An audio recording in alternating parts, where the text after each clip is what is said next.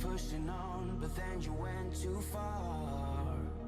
When your ship has sailed and all your dreams are lost, everything is wrong, you feel like it's your fault. Just remember, I will be there for you, baby. Remember, there's nothing out there to get you, don't forget it. When life throws lemons, just call me. Just call me. Just call me.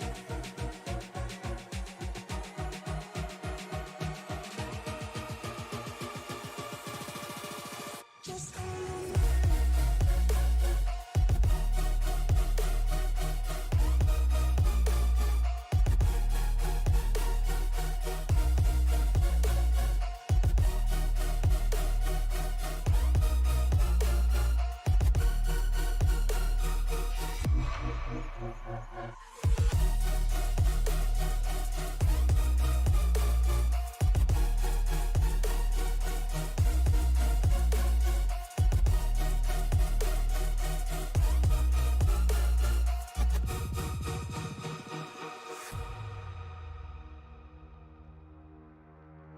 You're stronger now than you ever been.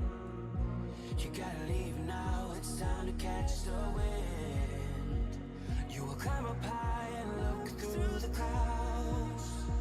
And when you're feeling low, I know you'll bounce back. Oh, and just remember, I will be there for you, baby. Remember, there's nothing out there to get you, don't forget it. When life throws lemons, just call me. Just call me. Just call me.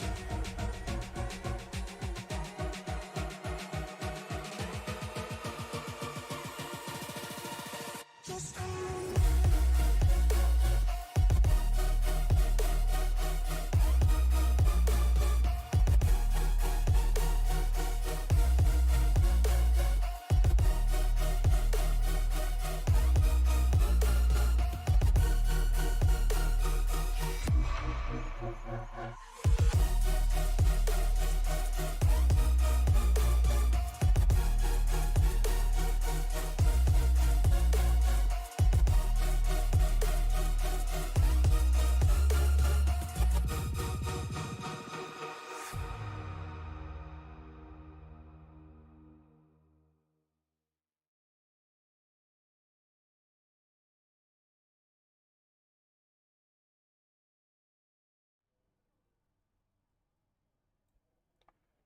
Hello, race fans, and welcome to the Extreme Motorsports Ricmotech Cup Series. We are live here at Richmond, ready to rock and roll for yet another incredible show. I'm Liam Ervig, joined up in the booth by Jordan Brockle. Jordan, how you doing today? Doing wonderful. We're in store for another nail biter. I think last night these guys proved that there's a lot of close quarters. Some bumping and running and some tempers flaring, and I think we're going to see more of that tonight. And just some more of that short track racing. Yeah, I think you're absolutely right here. It's going to be great. Last night was a great show as well. Having a couple of technical difficulties with our graphics, so we do apologize for that. We'll have that figured out hopefully pretty soon. On the pole is Dalton Fredericks. Let's see if we can't get a word with him, your pole sitter.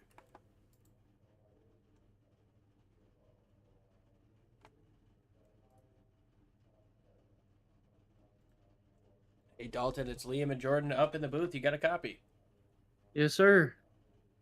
Well, you're starting out the pole, a blazing fast lap time. What's it going to take to keep these guys behind you?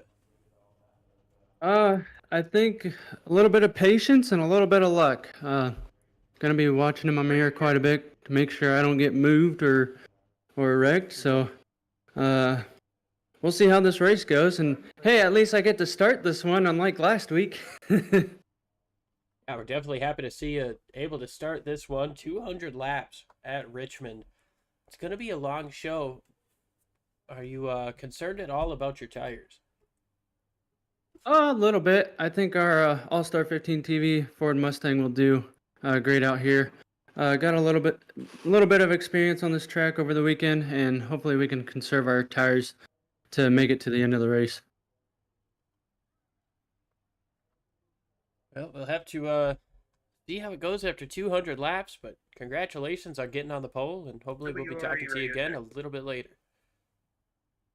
We hope so. Thank you, guys. Sorry, real quick, which team do I send you back to? All-Star 15, or not, sorry, Hutch Sports Racing. Awesome stuff. Thank you. All right, ready to roll. We've got 2 laps of pacing before we get ready to rock and rumble here at the action track, 3/4 miles in Richmond, Virginia.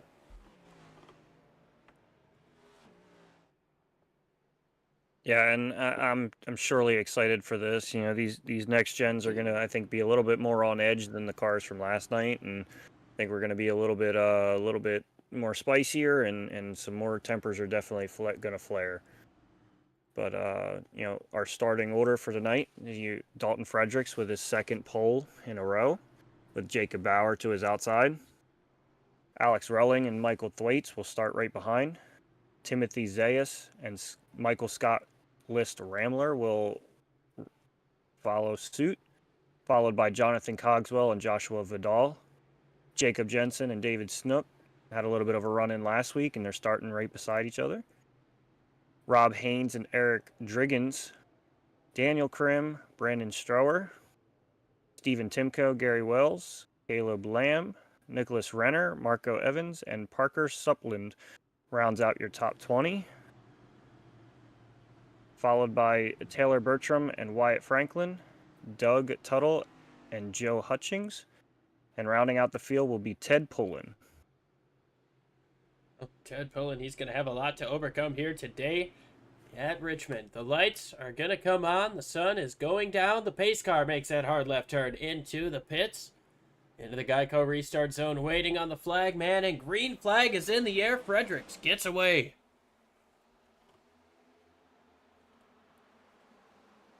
Yeah, it looks like he's already, you know, Dalton Fredericks already being moved up a little bit. You know, he's going to have to maybe settle in a little bit here in this early run, but, you know, I think it's going to be a little slippery, a little bit, you know, treacherous, not as badly, you know, because this track is a little bit cooler. I mean, we're only sitting roughly around, I believe, 82 degrees. So it shouldn't be much of a problem tonight. But I definitely think once these tires get a little worn, you're going to be seeing a little bit of slipping and sliding. I definitely think so as well. These guys tend to struggle just a little bit on these worn down tires, but maybe not as much as the Xfinity cars did last night, as we're looking at almost 3 wide. The 12 gets around there. Not sure what happened to him. I don't know if he just got in a little late and got on and the the 4 brake. goes around, coming up off a turn number 2. Gonna straighten that thing out. Keeps it off of the wall. 21 car slow as well, and the pace car is coming out. The caution is out. Yeah, it seems like some guys might be pushing just a tad bit hard here at the beginning. Might need to settle down a little bit. You know, I saw, you know, Thwaites, he got into that corner, and it's just like maybe he got in, you know, got a little too hard on the brakes, and, you know, that rear end just kind of started to come around on him. And then, you know, I would assume that Parker Supland, I think maybe the same kind of thing just happened to him as well. Maybe a little, he was off the corner, so it was probably, you know, too early to the gas. Yeah, it could have been. He got a little bit of help there as we jumped in just a hair late. 24 of Taylor Bertram gets into the back of him. Similar paint scheme to what he ran last night, different number.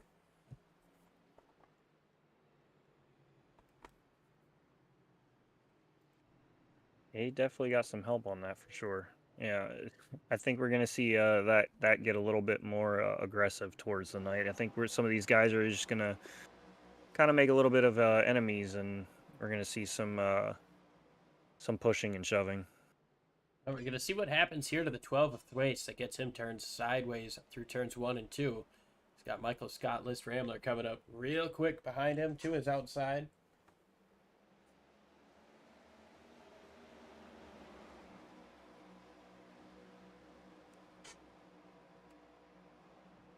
Oh, wow.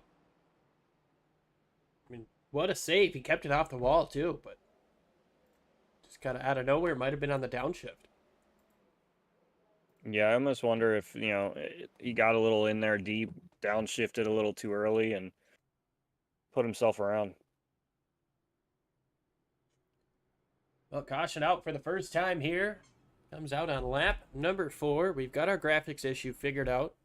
Appreciate you guys sticking with us, and now we get to show you where these guys are and get you some cooler camera angles, change it up a little bit. Jacob Brower in second place. Car number 3. Not sure why it's showing the 8. I might have to try a little something here.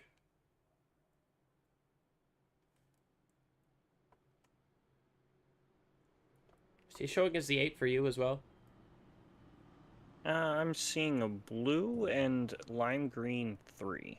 All right, so we're going to go ahead and take a very quick break, make sure I got the paint schemes all correctly loaded, and we'll be right back.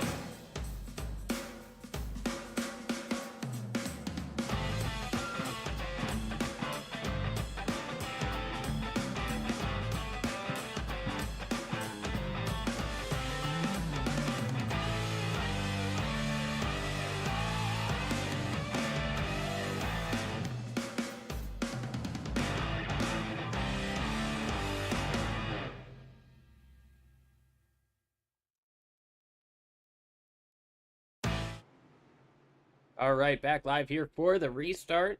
Hopefully we've got the paint schemes figured out. Green flag is out. Fredericks gets away up on the top side. Brower running on the inside. Going to try to keep that nose down on the inside as Relling, as there's a little bit of contact coming up off of turn number 4. Or 2, rather. Yeah, it looks like the elbows are already out, not giving much space, kind of trying to shut doors and pinch down on the bottom. And it doesn't look like much space is being given already tonight. No, and you can't afford to give a whole heck of a lot of space with these next-gen cars. They're so tough to pass. You get up behind somebody, they make a mistake, they can just kind of downshift and get that speed right back. It's tough to make that pass happen. Yeah, and at a track like Richmond, I mean, it's hard to pass as it is. So, and then these next gens with their different, horsepower levels and aero packages, it definitely is hard to pass around this track. Up the racetrack towards the back goes, I believe that was the 51 of Lamb. No, the 9 of Nick Renner. He went wide up the racetrack. He's trying to work the outside of Michael Thwaites on the 12. Yeah, that 12 from earlier, he's definitely looking to try to rebound and get them spots back. He's already sitting around 10 or 9 spots off of where he started. Into the wall. Krim smacks the wall pretty hard coming up off of turn number 2. Yeah, and that's going to be something they got to look out for. As the 51 does it right onto it on his outside, they're going to have to look out for those, getting a little trigger happy on the pedal and kind of pushing it wide.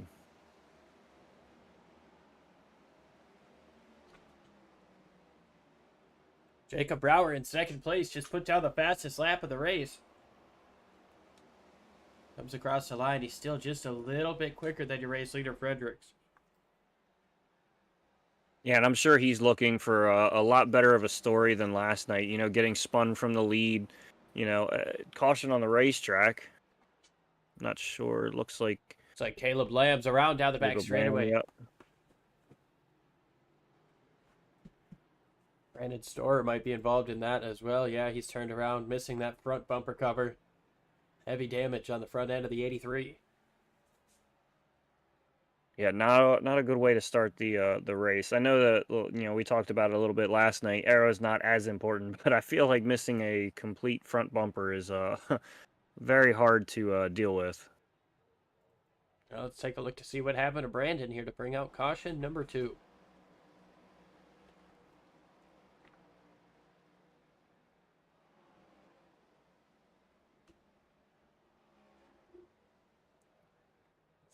Oh, wow. Krim gets into the back of him at the end.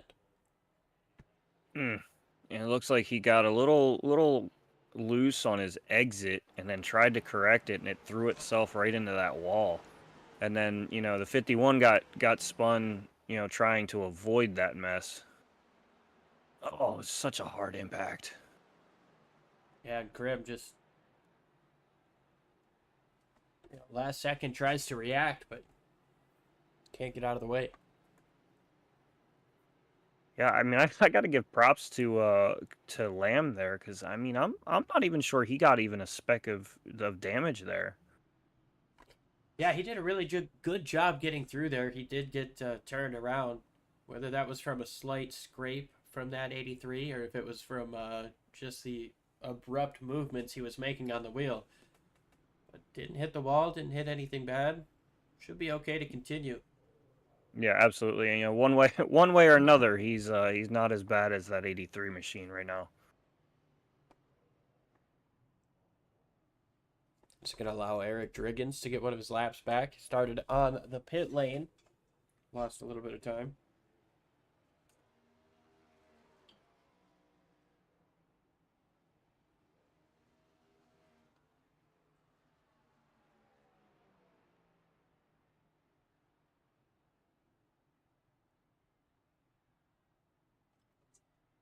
Driggins getting some service done. Dalton Fredericks continues to lead the race over Jacob Brower, Alex Relling, Michael Scottless, Rambler, and Jacob Jensen, rounding out the top 5. David Snook and Timothy Zayas, then Rob Haynes, Jonathan Cogswell, and Joshua Vidal make up your top 10. Michael Thwaites recovers to 11th after getting sideways earlier. Gary Wells just behind him. Nick Renner, Stephen Timko, Taylor Bertram, Wyatt Franklin, Douglas Carlson, Ted Pullen, Parker Supland, Joe Hutchings, Marco Evans, and Caleb Lamb. Brandon Storer is still on the pit lane, trying to get some more damage repaired in that 83. Eric Driggins, he's 1 lap down at this point, and Daniel Krim is also 1 lap down after significant damage there. He's got a new nose on that thing, and is hoping for a cleaner day moving forward. Yeah, I wouldn't be surprised if maybe he has a little bit of engine damage. So, I mean, he's probably just going to hang on, try to get as many points as he can tonight. Hope some of these guys get a little rougher up here and kind of knock themselves out of the race and kind of give him some free points, But I'm not doubting in the slightest that he's probably got some hardware damage that's going to kind of limit his ability to 1, pass, and 2, keep up. So I wouldn't be surprised if he's just trying to hang on for whatever points come his way. Well, we definitely know attrition could be a thing. Last night's race, we saw numerous cautions in the middle portion of the race. Long green flag run to end it before a couple of quick cautions in overtime. We'll see what we get tonight, though, with this next-gen car. Dalton Fredericks has the field in hand. Through the Geico restart zone, he goes a little bit late in the zone. He's going to check out the field a touch, but he gets away strong by about 3 car lengths getting into turn 1. Yeah, and I think that's going to be a big key, just like it was last night. These strong restarts, get yourself into a the wall car was throughout. Relling. Yeah, they're using every inch of this racetrack, and some of them are trying to make a little bit more of a new lane, as it looks like he grabs the wall again there. Yeah, he's still on it. That time he got kind of stuck on it. It was not going to work out for him with that. He loses that position to Brower, and now Jensen, and now... Oh, problems in the back. Round goes Nick Redder.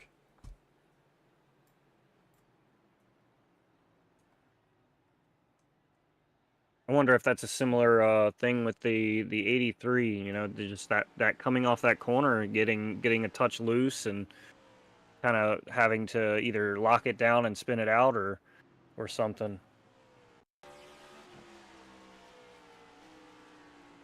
Well, right on board.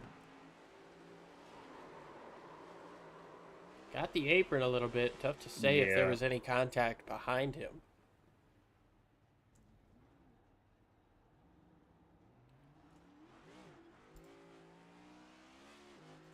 Yeah, those aprons, they're definitely treacherous. Nobody's behind him at all. I think that apron just kind of sucked him around. Yeah, that's exactly what happened, all by himself. Great job by everybody behind. Bertram goes all the way down. 9 car gassing it up to avoid hitting the wall with the back end. Yeah, definitely good saving to that machine, because a lot of other places you're along for the ride to that inside wall. So, you know, they're showing their skills at hanging on to these cars. You know, unfortunately for the 83, it didn't go his way. But you know, if he would have locked it down, he would have probably had the same a similar outcome that the 9 did there. Well, you know, you can pick and choose your battles, but you can't always pick and choose how they're going to go. We've seen 2 different outcomes to very similar situations, scenarios, and well, working caution once again here in the first 25 laps of the race. Dalton Fredericks has led them all.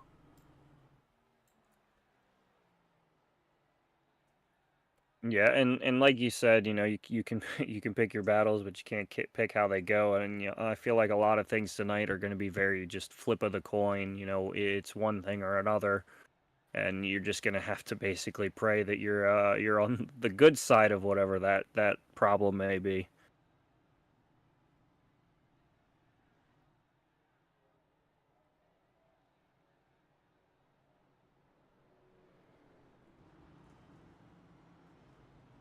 Well, we'll see if we get to choose this time. Nope, these guys are not quite ready to choose.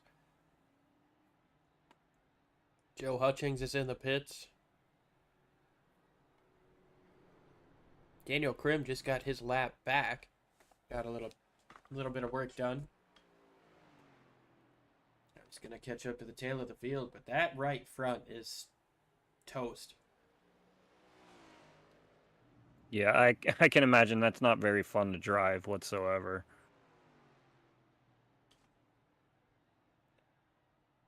Let's see if we can't. He's caught up to the back of the field, so he's not going to be very quick right now, anyways.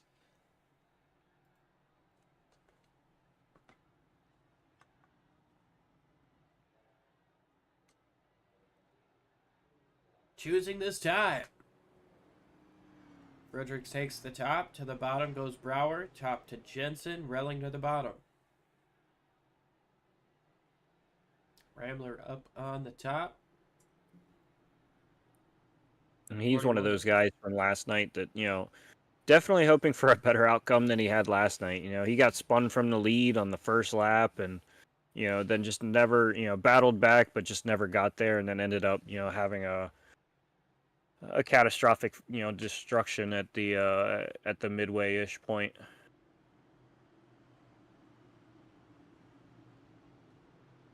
Well, 175, going to be 174 to go at the line. Couple of quick cautions to start this race. Dalton Fredericks leads him down. Green flag once again. And another decent restart out of that 20 machine. He's going to have 2 car links as they enter turn 1. And Jensen tries to drive it in deep up on the top side. But he's got Brower fighting on the inside and loose. Gets the 64 coming up off of turn number 2. Yeah, these things are definitely a Relling. little... Oh, really? Wow, what a save there from Relling. And around is going to go Michael Thwaites. No, not Thwaites. It's the Jonathan Cogswell machine. 84. Turned around, coming up off of turn number 4.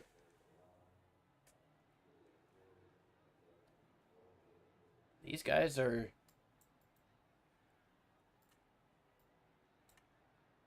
These guys are doing a lot of pacing. The pace car has led quite a few laps today.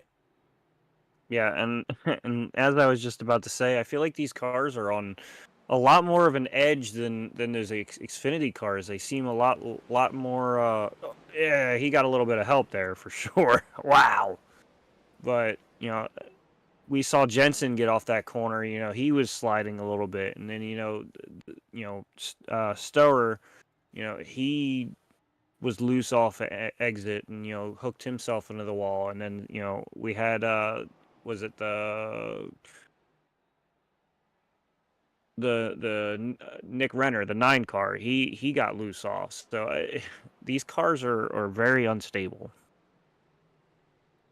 Yeah, it's tough to really get anything going. These guys are struggling to find a rhythm and can't really figure out what it is that their car has. Dalton Fredericks continues to lead. We're going to go ahead and step side by side. We'll be right back with some more racing action.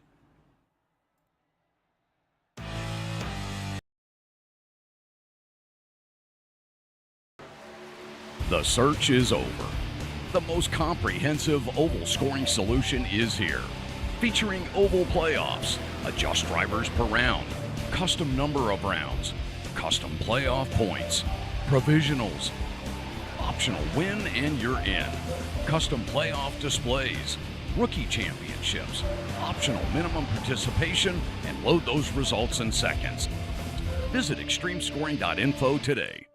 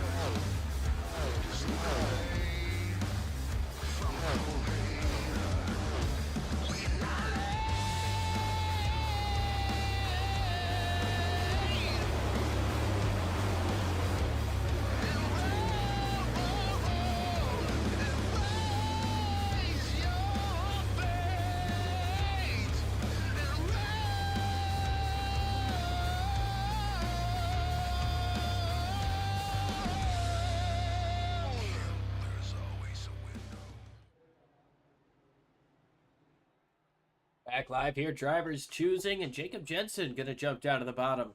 This time, see if he's got anything for the 20 of Fredericks. Michael Scott, List Rambler, and Jacob Brower make up row number 2. Then we've got Relling and Snook in row 3. Vidal to the inside. For row number 4, he's got number 99, Rob Haynes to his outside. Michael Thwaites and Gary Wells make up the top 10. Yeah, I'd like to see these guys get in a really good rhythm here and get some green flag runs going. Yeah, I know these drivers would too. It's not a lot of fun to sit behind the pace car. Green flag is back in the air. And once again, Fredericks gets away. Brower strong up on the top side, but Jensen dives it in deep. He's got half a car length. He's moving forward on the inside, but can't use up all the racetrack that he wants to. Brower stays strong up on the top side. Here comes Jensen diving it in deep. Pulls that slide job, gets in front of Brower, and Brower's going to try to cross him over. Down to the inside in the 3 machine, but he's not quite there. Yes, he is now on the inside. Taking the shorter way around, but Jensen going to be able to use up more racetrack. Gets a little bit loose there, as does the 3 coming up off of turn number 2. Jensen goes a little bit wide on entry to try to cut down. Still side by side for second. I'll tell you what, these guys up front, they've got it figured out. They know where the edge is, and they flirt on each side of that ledge, but they definitely have control over this, and the man that's got it most figured out right now is definitely Dalton Fredericks. Yeah, he loves the view that he's got in his rear view mirror right now. He sees them side by side and getting smaller and smaller each lap. Brower tries to force his nose up ahead. A little bit loose on the top side is Jensen, but he's going to get the nose out front. Neither one wants to relinquish the spot. Up the racetrack goes Jensen. He's going to lose a ton of time up there. Or is he?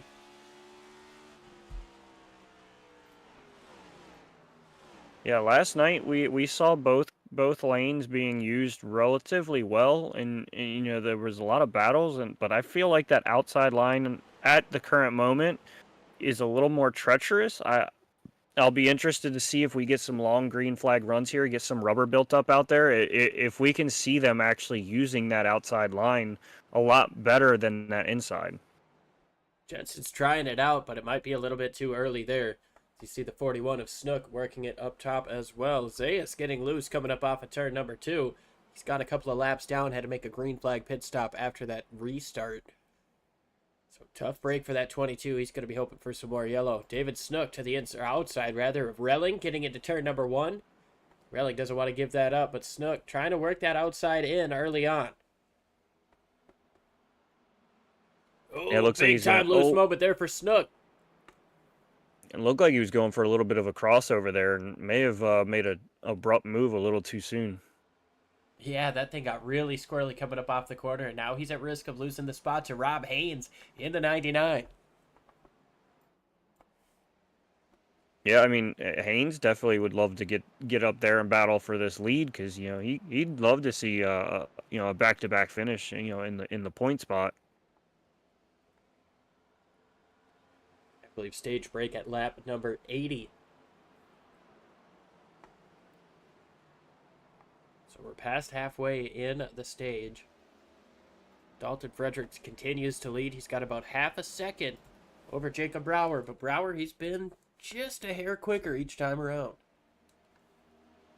Yeah, and I'm not going to say anything about him, but there is a certain car that is in the vicinity that is making some headway, and I think he's going to be a problem here in the next handful of laps. Again, we're going to test to see if this announcer's jinx is a thing, so I'm not going to put a name out there, but I think you know who I'm talking about. Brower gets loose coming up off of turn number 4 this last time around, even down to the 100th for the top 2. Rambler just a couple of hundredths off of their time. Trying to close in. Jacob Jensen has fallen into 4th place. He's found a comfortable spot sitting there. He's going to try to let things fall back to him. Brower dives it in deep on corner entry, and he's going to gain about a 10th that lap. A 46 to a 56 from your race leader.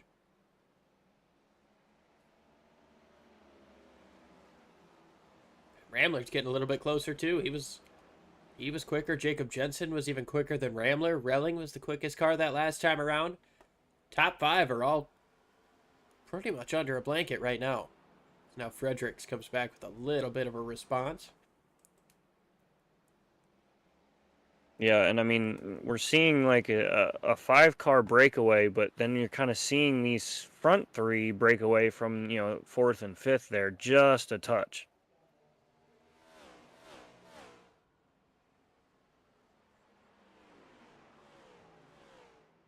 Or try to close in, running a little bit different line, a little bit higher up.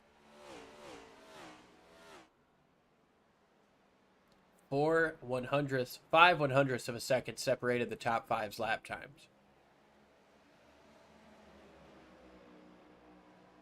Yeah, and to Brower's case, we say every week, finding a different line that maybe has a little bit faster of an edge than what the leader's running. Like if you just do the same thing and follow suit with him, there's not a real chance for you to make up. So you kind of got to play around, find different spots, find out where he's not going to be, and just kind of look for every little tenth that you can. Yeah, we know how aero dependent this car can be, even on the short tracks. So it's going to get tougher when you get closer to somebody. Right now, Brower is within 0.2 of a second of your race leader, running about half a lane up, trying to cut that car down on corner exit. Yeah, and for him, I'd be a little careful. You don't want to wear out that right front too early. You're going to start hurting your turn in. You're going to start plowing. And you're going to start losing time to Fredericks, and then be under fire by the guys that are behind you.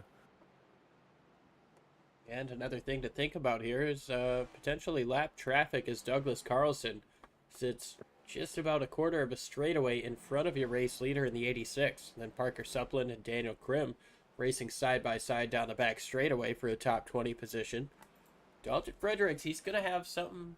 He's going to have traffic to worry about in front of him pretty quick here. Yeah, and if Brower can kind of get up to him and kind of get to the inside just enough with one of these lap cars in front, he could use one of those lap cars as a pick and kind of be a little bit of a bully and take the spot instead of earning it. Well, I tell you what, you make a pass at Richmond in this next-gen car, you definitely earned it. If you figure out how to get close enough to somebody to send them up the racetrack, and you can do it without wrecking them, I think that might be what wins the race here today. Dalton Fredericks continues to lead. He's led every lap so far, well, every lap that the pace car hasn't led. Right now we're looking at Rob Haynes, who's trying to close in on the back bumper, David Snook, who's been incredibly loose all run. Yeah, he's drifting up a little bit, and I wonder if he's kind of pushing the exit just a little too hard, kind of giving that rear end a little bit of a little slippage and kind of throwing that ass end around a little bit. Definitely could be, as Haynes got right to the back bumper on corner exit. That 41 able to drive away just a little bit. Haynes looks down to the bottom. Can't quite get the momentum coming up off of turn number 4, and he's going to be a car length back as they enter turn 1. Now, the 33 of Gary Wells, he's looking to try to get his nose into this battle here. He's up 8 spots from when we picked up. Oh, yeah, he got into the back Gary of Wells Haynes. gave a little bit of a shove there. Pushed him up the racetrack a little bit. Going to try to muscle his way through. Got to run down on the bottom side of the racetrack. Still there on the inside. It seems like that top side with the 99 is just a little bit stronger, Jordan. Yeah, definitely. And like you said, it's definitely going to be earned if you make a pass here, because as these runs go on, that outside line is just going to get stronger and stronger, and these guys are going to be able to fight side by side as List Ramler looks into the inside of Brower there. Trying to take away second, nothing doing there. Meanwhile, Fredericks gets in front of Daniel Krim. Put him one lap down. Got 3/4 of a second now over second place, and Ramler's closing in big time in the middle of the corner. Robert might have scraped the wall there on exit. Yeah, and just having another guy to worry about right behind you, it's going to throw you off. You're going to be looking in your mirror a little bit more than you normally would be, and you're kind of not looking for your marks on the track. So you're kind of getting your rhythm upset by just a guy just following in your lane.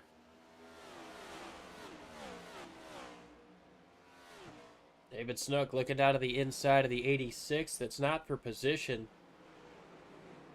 Douglas Carlson is a lap down. He's got Parker Supplin just in front of him as well, another lapped car. He gets up into the wall up in the 4. Trying to stay up top and out of the way.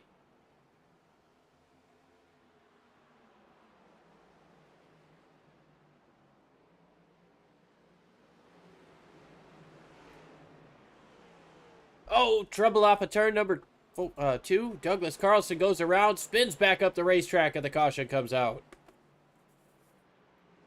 And wow, he's just kind of stuck in no man's land right now, trying to get that thing turned around. Heavy damage to the front. You can see he bounced off the wall. You watch those skid marks. I'm not sure that he got hit. He might have just kind of got sideways on his own and got up into that fence. We'll take a look.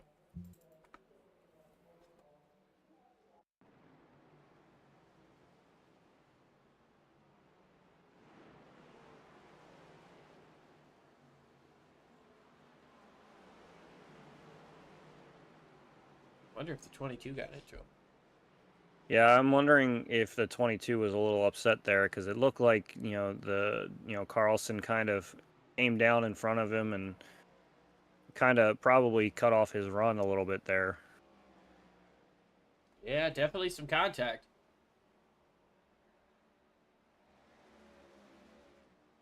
Yeah, it definitely looks like some contact and, tempers flare and, he felt he was done wrong and, I don't think he necessarily meant to, put him into the wall, but, give him a little bit of a bump and say, hey, like, I didn't appreciate that and I need you to move. Yeah, Carlson with heavy damage now. He's going to take that thing to the pits and get it looked at.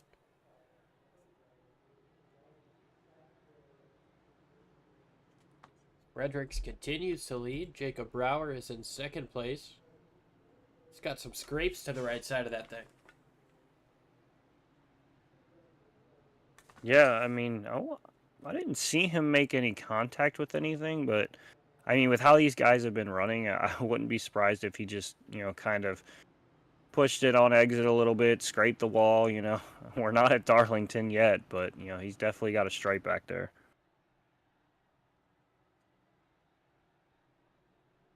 Well, the walls are kind of painted like Darlington. Maybe he just wanted to do a little testing.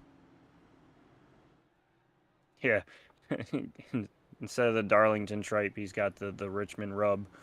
The Richmond rub. I love it. Lights still on the pace car here. We're going to have 15 laps to go in the stage, or 14 laps, I believe, when we take the green flag. Sending lapped cars to the back of the field. We'll get the one to green next time around.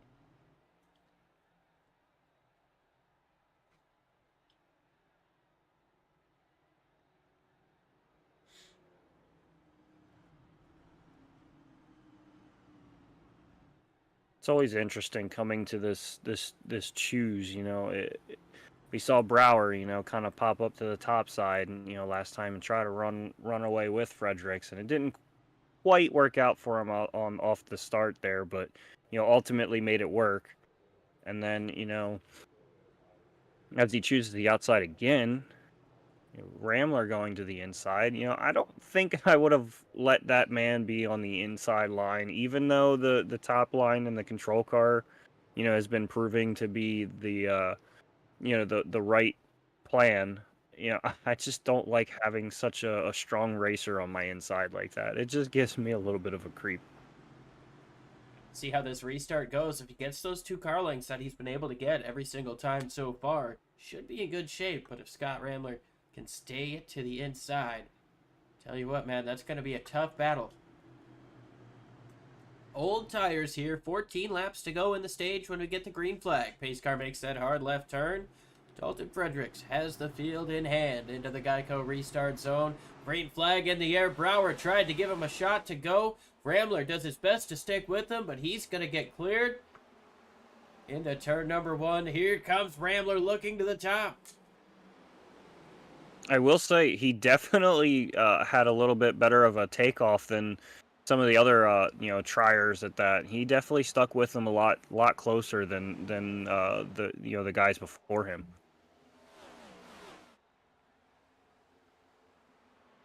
Snook to the inside of Brower for a top 5 spot.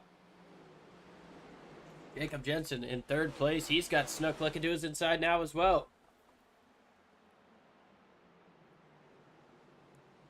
Yeah, we see a lot of shuffling off of these restarts.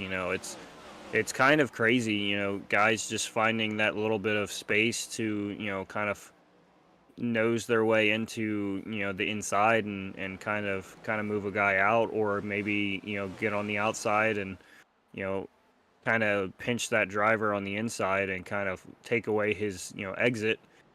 And, these restarts, his Brower gets a little loose off corner there. But it's just definitely interesting to see how these guys are making the most out of these restarts. Well, it's the easiest time to make a pass.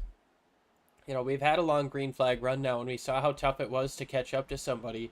Once you get within that half-second range, it's really tough to get to someone.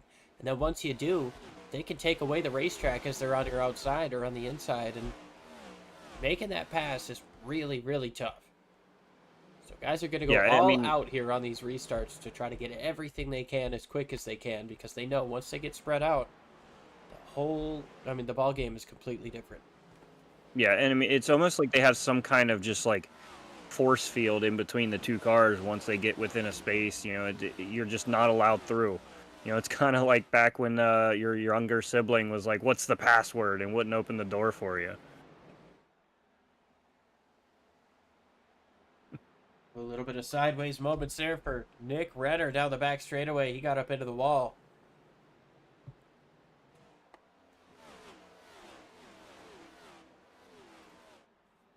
Ramler and Fredericks getting away by about 1.25 seconds at this stage in the game. Going to be 7 laps to go here in the stage as there's problems down the back straightaway. Around goes Thwaites.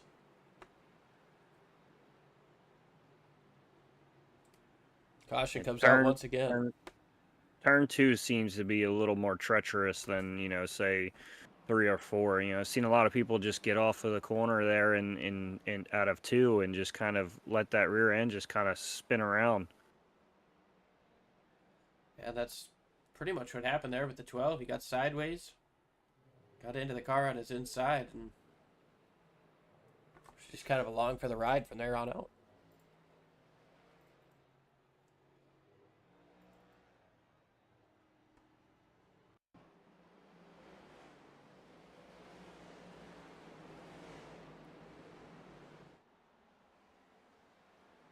Great job by Badal to not go around there. Yeah, that's definitely showing some skill there, because I know I would have been in the wall. Whether it was the inside or outside, I definitely would have been in the wall. Wall might have helped him out a little bit, but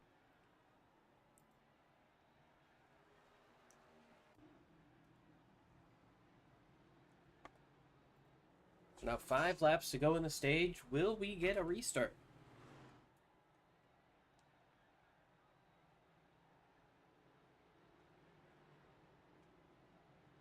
I sure hope so. I'd like to see these guys make a quick semi-green-white checkered to the end of the stage.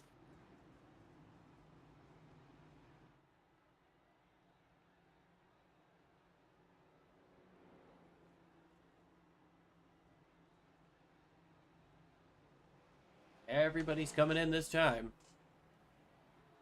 So they might have called that the stage end.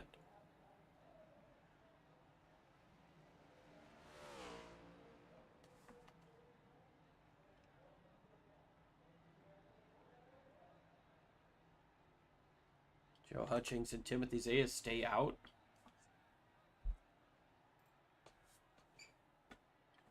So I just took a quick look at our notes, and yes, stage end was lap 75. Perfect. Good to know.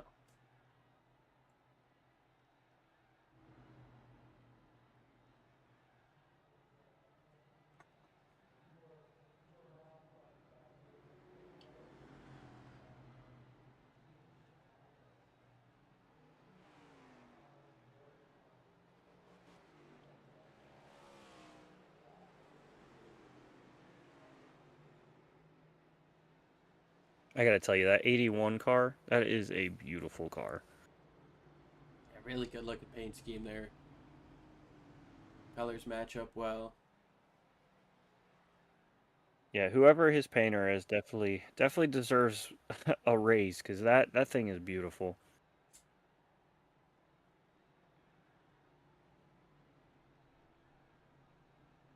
Definitely a good looking paint scheme right there. Dalton Fredericks going to take over 2nd place now. We'll see if that's... Well, Joe Hutchings, he's going to stay out here. chooses the outside. He came in under a previous caution, came in on lap 62. So he's not running on super old tires.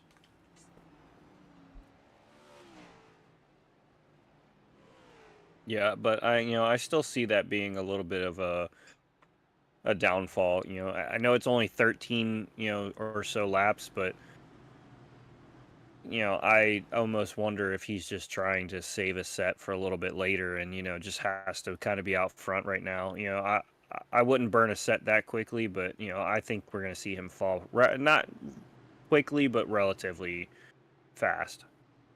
Well, it's going to be the first guy with clean air that's not driving that number 20 machine, so we'll see as they get into the Geico restart zone. Green flag is out. He went as late as he possibly could, and that backfires as the 20 gets the run into turn number 1. He's got the nose out front. Up the racetrack goes Hutchings, and he's going to fall back a couple of spots. They're 3 wide for third, coming off of turn number 2. Down the racetrack goes Snook, trying to find a way through. Up to the top goes Joe Hutchings, and he's just going to keep falling back. Yeah, and I mean that's quite literally what I expected. He's on older tires, and he's just gonna fall back. I think he's just trying to save a set. Oh, around goes Grimm in the back.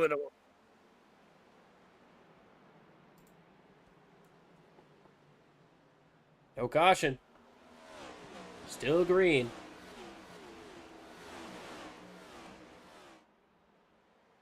Fredericks over Jensen, over Brower, Relling, and Ramler. Gary Wells up to 6th place. He continues to move forward slowly but surely. Lap number 81 just outside, knocking on the door of a top 5 position. Relling goes down to the bottom of the racetrack after getting loose, and that could be the top 5 that Gary Wells wanted. Here he is up into 5th place. Get you an angle on what happened to Daniel Krim, spun out by himself.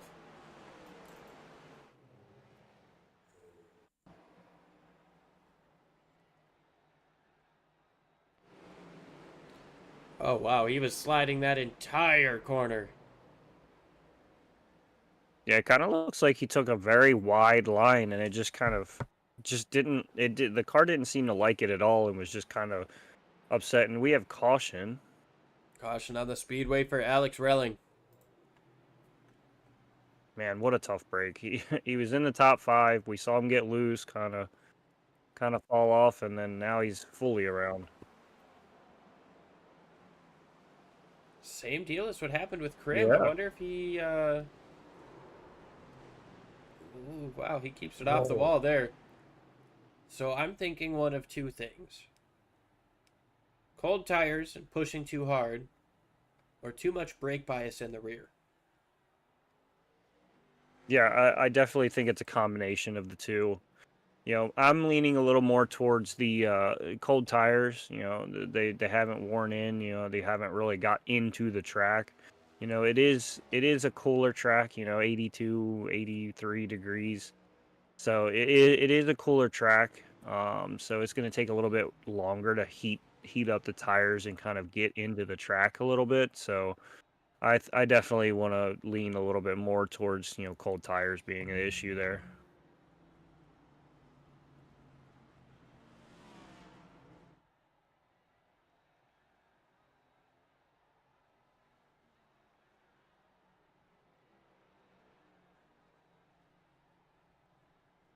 Dalton Fredericks leads over Jensen, Brower, Ramler, Wells, Rob Haynes, David Snook, Taylor Bertram, Nick Renner, and Eric Driggins. Good recovery for Driggins, who started this race on the pit lane a couple of laps down. Up into the top 10 now.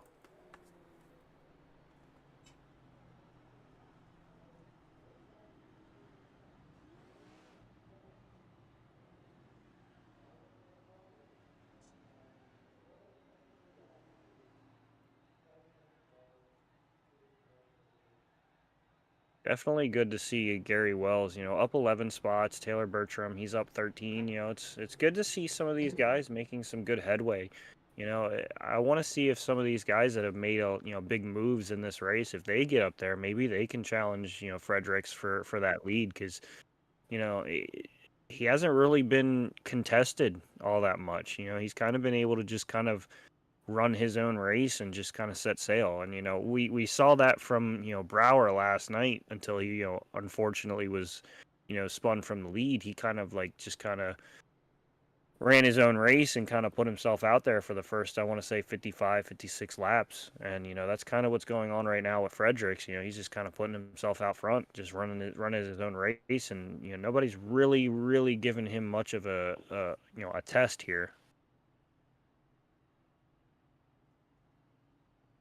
Oh, you're absolutely right. He's been able to drive away from this field for the most part all day. I mean, we saw Ramler get close to him, but after that restart settled out, he wasn't really able to get within a quarter second. We saw Brower do the same thing. You know, maybe get close enough to put a dive bomb bumper move to him, but Yeah, I mean, it's just you're gonna have to time his restart. I mean, perfectly. You're gonna have to guess exactly when he's gonna go, and you know, kind of be side by side with him going into that turn one. If he's on the bottom, you want to pinch him down. You know, try to force him to you know have to shorten his drive off, or you know, if he's on your outside, you might want to try to give him a little bit of a door. You know, kind of force him up the track and have to, you know, kind of back out of it. And I think that's really the only way that you're going to get around him. it's going to be tough. He chose the inside this time around, so we'll see if that changes up how this restart goes. Jacob Jensen to his outside, Jacob Brower in third on the inside with Michael Scott List Ramler to his outside. Going to be 112 laps to go when they get the green flag, and a strong restart from the inside. Fredericks goes up the racetrack. He's going to come back down with his wide arc. Brower trying to take away second from Jensen, who gets just a hair loose on corner entry. Oh, bit of they almost contact. look like a touch. Jensen try to get that nose out front, try to get clear. Ramler try to figure out which lane is going to go so he can follow through. I wouldn't be surprised if Ramler decides to make his own lane. We saw him do that several times last night, just kind of splitting the guys in front of him and basically just taking his own line. Got a little bit loose coming up off of the corner there. It is now Brower pushes forward coming through turns 3 and 4. He's got the nose out front, but Jacob Jensen stays super strong up on the top side. We've got problems once again. Timothy Zayas around. Parker Suppland as well.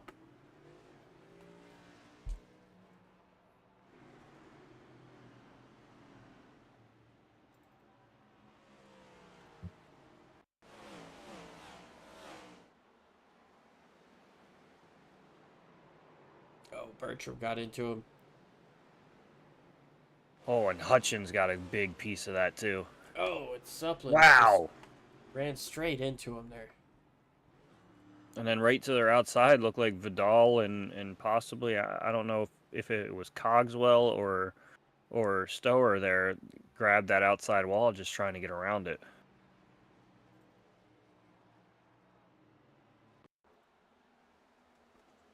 Let's see with Cogswell here.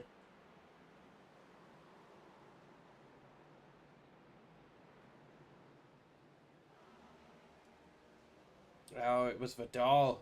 He hit that wall a ton. Yeah, him and it looked like the car directly behind him. I'm not entirely sure who it was, but they definitely got a good piece of that wall. Tough break for Vidal, who's already 9 laps down. More damage not going to help his day at all. Yeah, no, this track definitely is having its way with some of these drivers here tonight.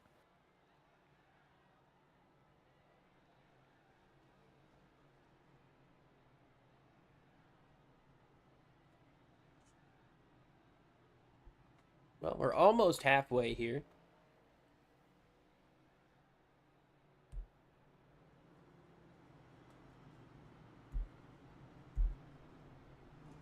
Yeah, halfway, I think we're gonna start getting into some guys trying to think of a strategy, trying to get off sync with some of these guys. Because right now, looking over here to my right, I can see a lot of 75s. Everybody came down lap 75. Hutchings came down at 84, but he also had stayed out, on that restart. So I see a lot of the same schedule right now, and I think you're going to have to hope for a long green flag run and try to get some green flag pit stops and, try to get on a different schedule than Fredericks and try to find what works better. Yeah, I think that might be about the only way to pass that 20 is to do it on pit road. He's been able to get away strong on these restarts, and the runs just haven't been long enough for tire wear to really show its head. Fredericks has been able to defend pretty much every move that's been thrown at him and then drive away. Yeah, I truly believe to to get around him, it's going to either be something like a strategy or you're just going to have to put the bumper to him. But, I haven't seen anybody really get even anywhere near close to him to give a bumper to him. Yeah, you're right on that. Anybody who's been close enough, it's been right on the restart. Again, Ramler was able to stay with him on that longer run. He's got a couple of cars to work through before he can get up into that second spot.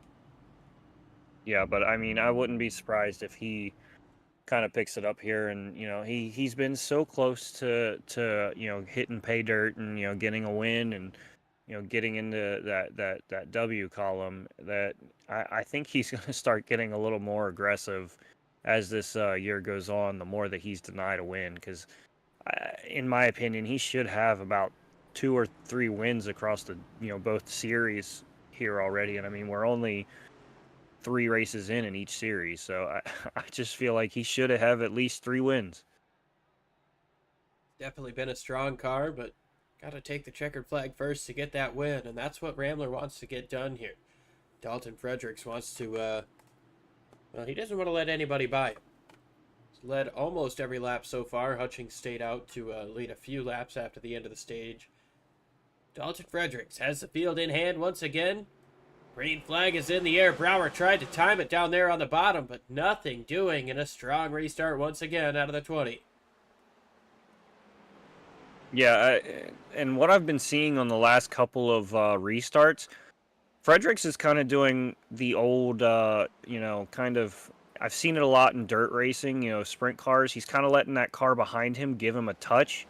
That guy that gives him a touch has to back off, and as soon as you kind of back off the throttle, he's shooting out of that restart zone and putting a gap on him. Ramler loose, big time loose coming up off the corner, hits the wall hard. He's going to be able to continue, but he was trying to take away third place. Got loose through the middle of the corner. Slid up on exit, smacks the wall pretty good. Parker Supplin's got himself an issue down the front straightaway. He jumps to the pits. No caution. Jacob Brower back into second place. Some synchronized spinning back there between the Gary Wells and Nick Renner. Caution is out. Once again, Hutchings involved in this one. Gary Wells in the 33.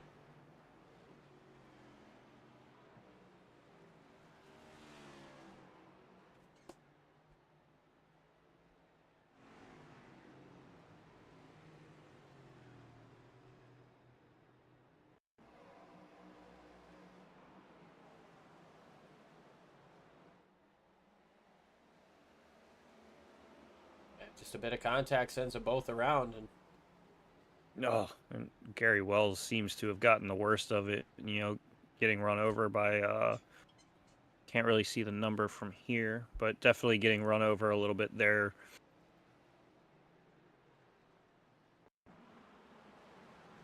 Looks like it was weights that got into him, if I'm not mistaken. Yeah, Thwaites in the 12. And that's just unfortunate.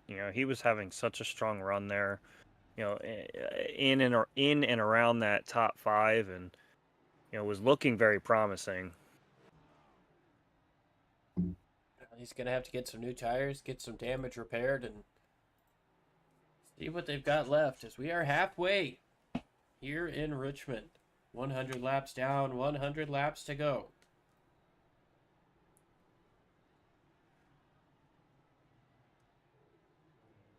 hasn't been an easy show for these drivers. They've, I think it's easier to list who hasn't been involved in some sort of contact than it would be to say who has.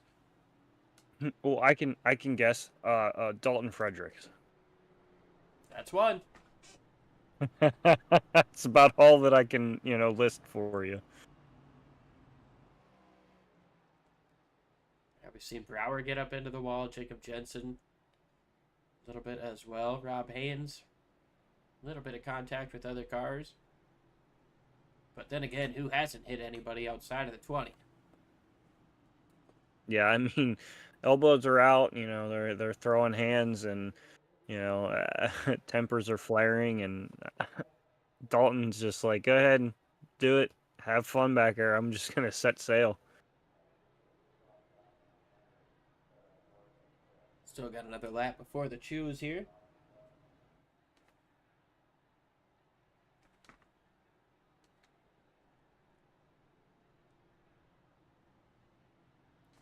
It's always interesting with this choose rule, because in theory you always want to be on the front row, but sometimes I wonder if you want to be behind the leader and kind of try to time with him and run away with him. We saw last night between teammates, Caldwell and Dobbs.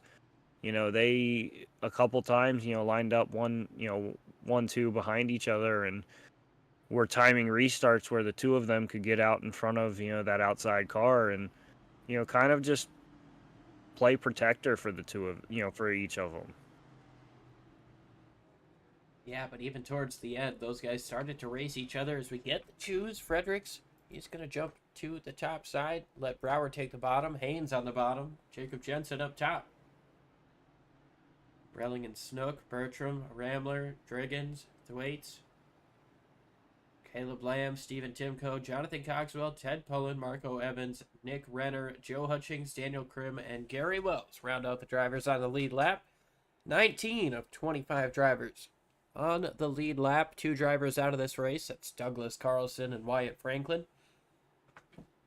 23 still on the racetrack. Green flag is in the air, and Fredericks gets away strong once again.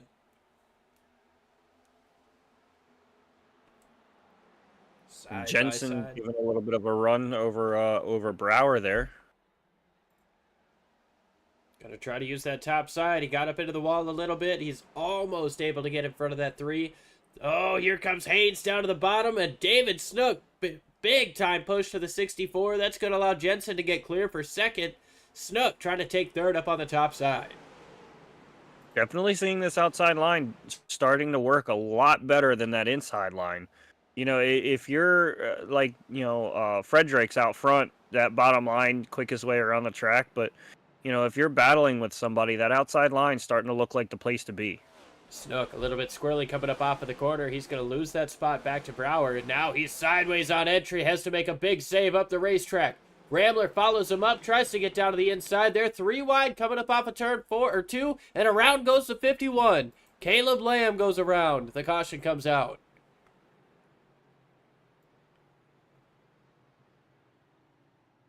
We started to see Rambler there pushing 3 wide like he was the night before.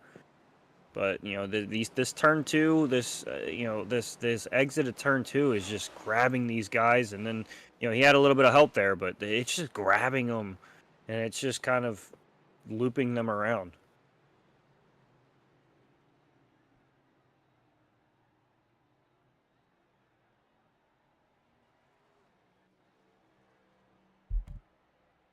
We're going to go ahead and step side by side once again here.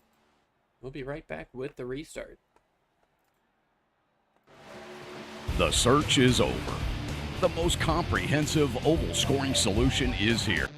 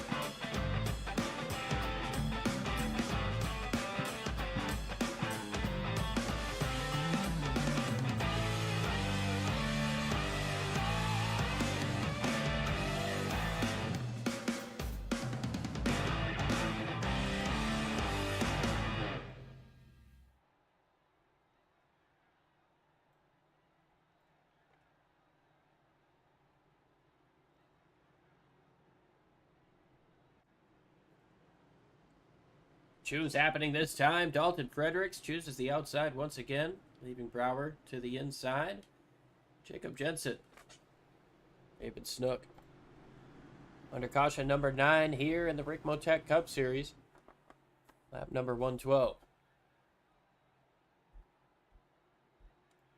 Yeah, these guys are definitely getting antsy. They're seeing these restarts. They, trying to grab that lead from Fredericks, and nobody's been able to even come close. But I would love to see somebody kind of challenge him here. As we're back under green, Fredericks gets a large jump again, and he's just going to be able to set sail as usual. I tell you what, if you want to be the best, you got to beat the best. Up the racetrack goes Jacob Jensen. Big time slide through turns 1 and 2. He's going to keep it straight, but he's going to lose a couple of spots. Falls back to 5th place.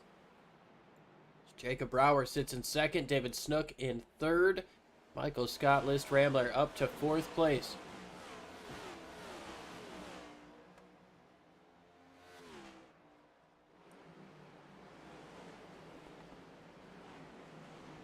Oh, big time sideways there out of the 9. Yeah, I was sitting here watching that entry, and I was like, that entry doesn't, looks kind of high, and I was kind of thinking he was going to send himself around, but he kept hold of it. Now trying to get around the 15 of Ted Pullen just in front of him.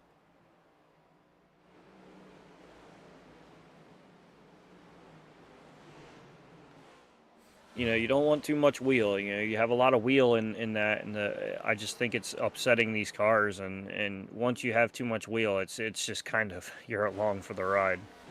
Yeah, absolutely. Like you talked about earlier on, you don't want to wear out that right front too much early on in the run.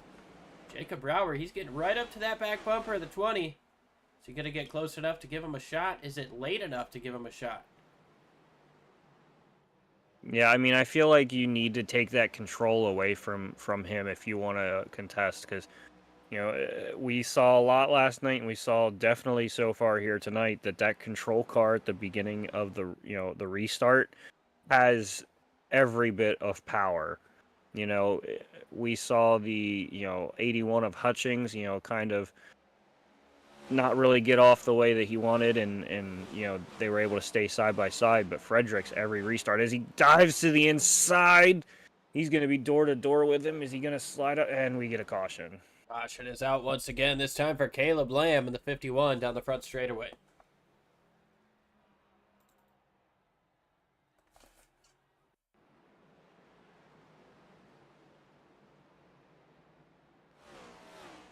Gets down to the inside of the 76, and both of them go around. Yeah, it looks like he tried to hang on to it a little bit, and overcorrected and kind of flung himself around a little quickly.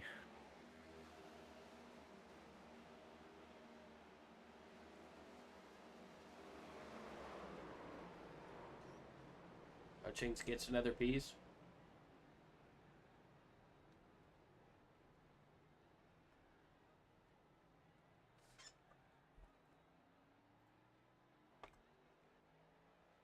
Jacob Brower, he's coming into the pits, along with Michael Thwaites, Jonathan Cogswell. A host of cars coming down, and it looks like the top 6 or 7 are going to be the ones still out on the racetrack.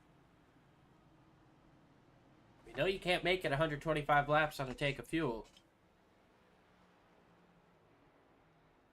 I'm also kind of wondering if Brower's kind of thinking, we're going to get a lot of, a lot of cautions. We're not really running green flag laps. Maybe he could try to stretch this with enough cautions that he could maybe stretch it a lot that far, Pace laps save fuel, and, I think stretching it 80 laps, is a, a very tall ask, but, we get enough cautions. I wouldn't be surprised if he can, get it pretty far into this final, 80, 79 laps here. Well, we did go 75 laps in stage 1, where most of the field was able to get through the whole stage without pitting. Now, obviously, it's a little bit different. We had a lot of cautions there. We can't guarantee that we're going to see those cautions again, but with the way that this race has trended, it's not a bad bet to try to get that final pit stop done earlier than Fredericks. Make him work through the field on these restarts. That might be your best advantage. like you mentioned before, getting off strategy to try to beat that 20 could be the way to go. Yeah, because right now that's there's what six cars in front of him that haven't pit yet, and we know that those guys definitely cannot make it 125 laps. It is impossible to make it 125 laps. But with all those cautions, we saw 75, and I believe we can get 78, 79 laps out of that if we get if the cautions fall that way. So Brower might be on to something here.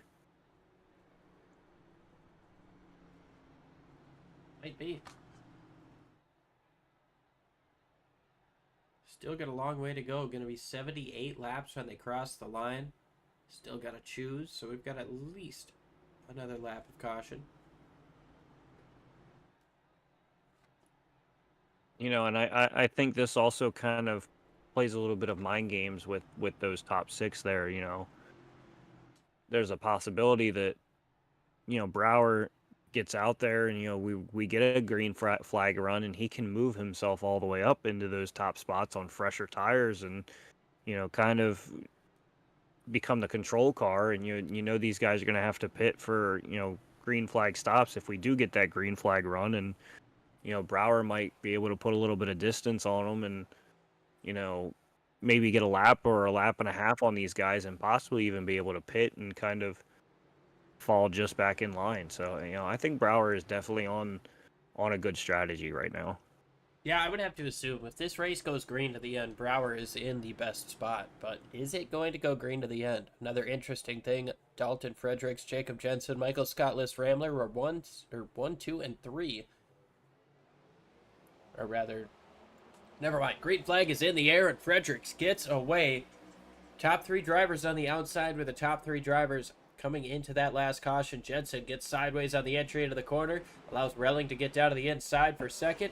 How long is that battle going to go on, though, as Jensen gets a strong run coming up off of turn number 2? Yeah, you can see they're all bunched up there. Fredericks with these restarts, it's the greatest thing in his rearview mirror to see these 4 cars, fighting amongst themselves. Brower's already hard back into up the to wall. Daniel Krim.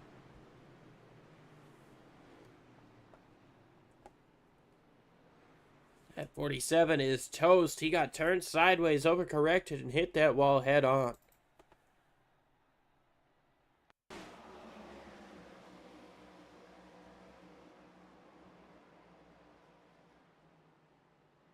Mm.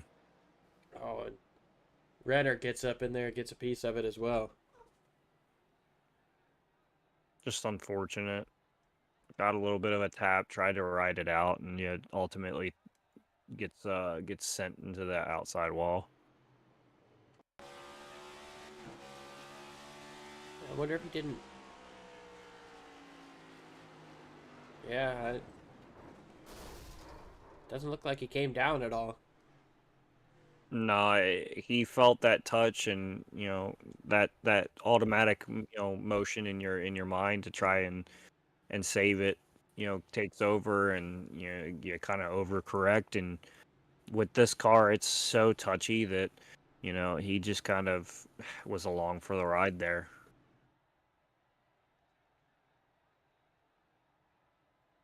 Not So a I can hear whole. Fredericks. He's clutching it, trying to save a little bit of fuel. So I wonder if this is going to force their hand and kind of force them to pit right now, and that would give control back to Brower. Brower would be the control car.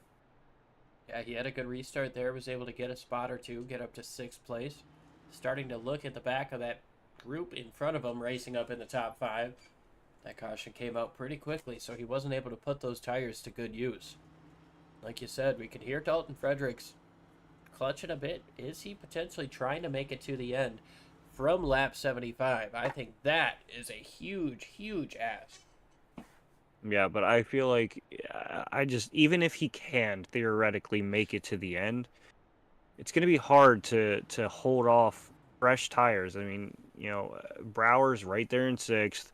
He's got the fresher tires. He just came down at lap 119, and that's that's a tall ask, 75 lap tires versus, or not 75 lap tires. You're creeping to 75 lap tires, but that old of tires versus a guy that has tires that have barely 9 laps on them, and most of those laps are going to be pace laps. So it's going to be hard to kind of hold him back, even if we say get 2-3 cautions in a row back to back to back.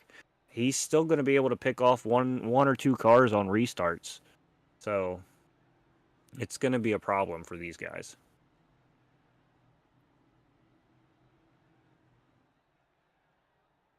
Brower sits in 6th place, so the choose is going to be interesting. Last time around, the top 3 coming to the choose, all 3 chose the top side. We'll see if that changes this time around. I believe we should be getting the choose this time.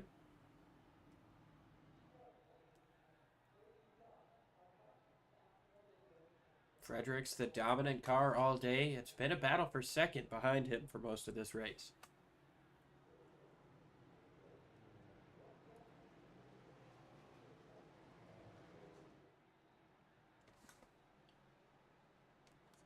Top 3.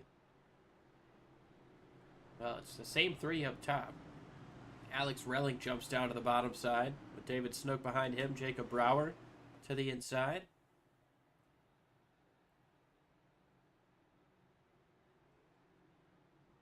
Yeah, this is definitely going to be a very pivotal restart. I don't think very many cautions are going to happen that these guys aren't going to end up jumping on that pit. Pace car makes that hard left turn once again. Lap 131. 70 laps to go when we get the green flag, and Relling tries to get the start going before the 20 does. Has to check up a little bit. That allows Fredericks to get away. Yeah, he tried to time it, and Relling goes hard into the side of Jacob Jensen. They're 4 wide entering turn 4. Still 4 wide.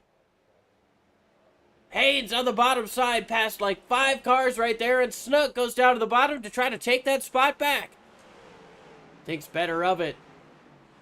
Rob Haynes with a phenomenal drive getting through all of that calamity, and we stay without a caution as Wells gets big time sideways down the back, hits the inside wall a ton. We stay green. Yeah, I was kind of at a loss for words there. There was so much happening at one time, and it was crazy. Jacob Brower just put down the fastest lap of the race and proceeded to get loose entering turn number 1. 3 wide coming up off of turn 2. Relling was up on the top there. He continues to lose spots after that hard wall contact and contact with the 64 of Jacob Jensen. Sideways is Snook on the bottom side. Ramler's going to get clear for that position. That's for 5th place. With how these guys are running, you'd think we're on, the last 10 laps. We still have just over 60 laps. Crash in the back. Wreck.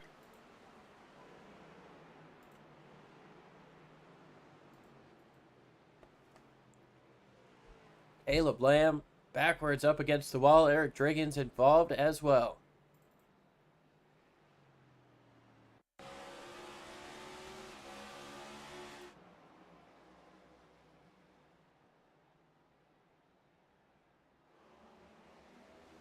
Oh, man.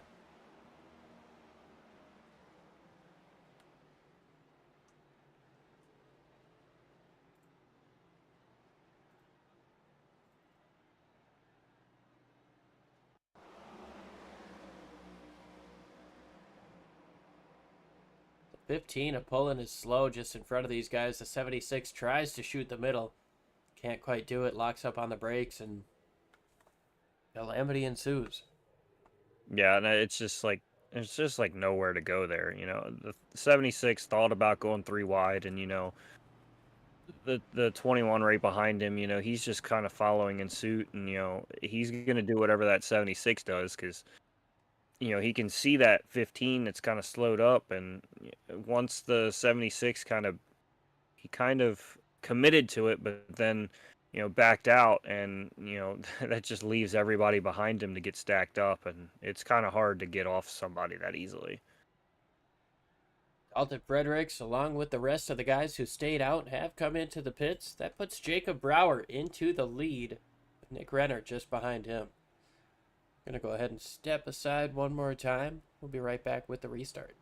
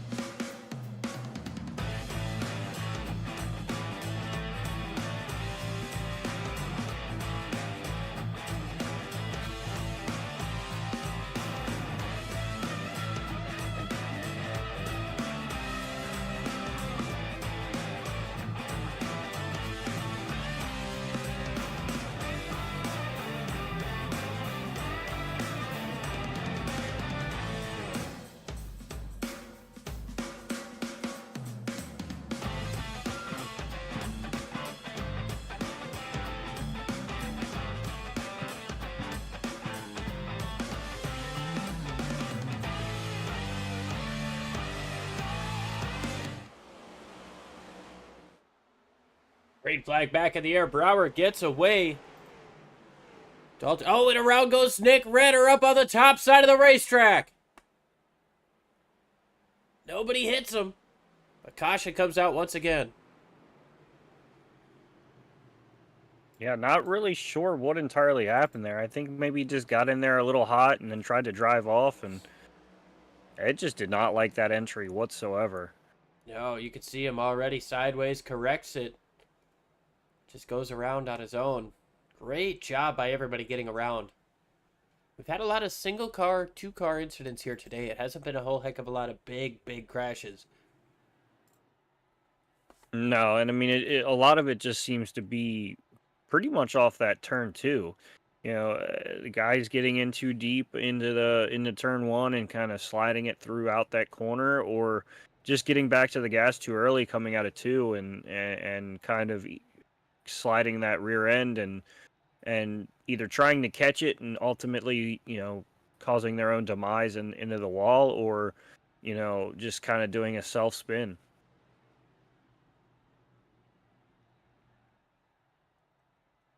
A tough break there for the 9, but, you know, again, undamaged. Didn't hit anything. Nobody hit him. Was able to continue on, but Dalton Fredericks, he jumped up to 4th place after all that.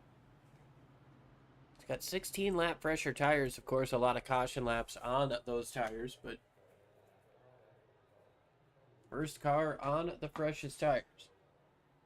Yeah, we're seeing a lot of, you know, Clint Boyer impressions here at Richmond. Well, I don't think anybody's doing it on purpose. Boyer did. No, but you know they're definitely showing that you know, maybe he didn't do it on purpose. Yeah, that's for Somebody that's not me to decide, which they did 11 years ago. I think he did it. Oh, 100%. I'm just messing around, you know. They have them call signs, you know. It's getting a little hot in there, and then he spins out. I mean, it was pretty blatant. Yep. He gassed her up, knowing full well he wasn't going to get that grip. Ultimately, though, it gave Gordon a shot at the one and only 13 car chase, and Didn't need to I happen. wasn't mad about it. Yeah, I don't know, man. I think Gordon missed it. Well, yeah, because of that incident, and then they added that 13th driver. Yeah, I don't know. I didn't like it. It was all a whole bunch of kind of BS, and it was a tough call to make. But at the end of Oh, the day, I think 100%. if you've got a hard line at 12, you got to keep it there. Sorry, Oh, shenanigans 100%. happened. We'll do what we can to make it okay next time. But you don't see them giving Denny Hamlin a Final 4 spot or a Final 5 spot when Ross Chastain went up against the wall. Jacob Brower chooses the inside with Timko behind him up on top. It's Jonathan Cogswell and Dalton Fredericks behind him. Michael Scott lists Rambler in 5th place. He chose the top, actually. He's going to restart in 6th. Ted Pullen to his inside. Yeah, and I think he's following Fredericks. You know, he knows that Fredericks is fast. Fredericks gonna find his way through these 3 cars, and Rambler wants to make sure that he's with him. So Fredericks wants to make sure that these guys don't get too far in front of him. Brower's been the quickest car. Well, he's put down the quickest lap. Now he's got clean air. Green flag is in the air, and the 84 did not go as quick as the 20 wanted him to. Side by side for second, and about 4 car lengths for Jacob Brower into turn 1. Big time up the racetrack goes the 84 of Cogswell. Fredericks gets down. He's going to cut down to the inside, try to take away second place as the 84 gets up into the wall, and Fredericks nose is up in front. He's going to get clear for second, but way up the racetrack he goes. He's going to be top side 3 wide coming up off of turn 4. and here comes that 57. He's gonna try to nudge his way in there and try to take away that second place already. Wide arc there from the 20 of Fredericks, and around goes Cogswell in the back. Caution comes out once again. Haynes is involved. Gary Wells. Marco Evans in the back. He jumps straight to the pits.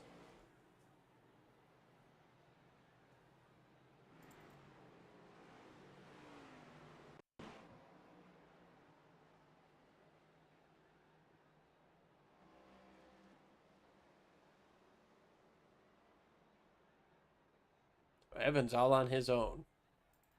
See what happened with Cogswell.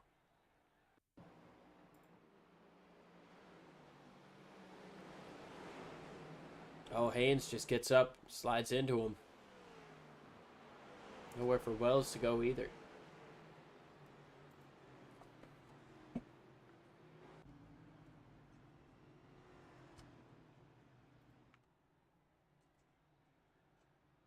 So now it's going to be Brower over Fredericks and Rambler. Timko and Thwaite to round out the top 5.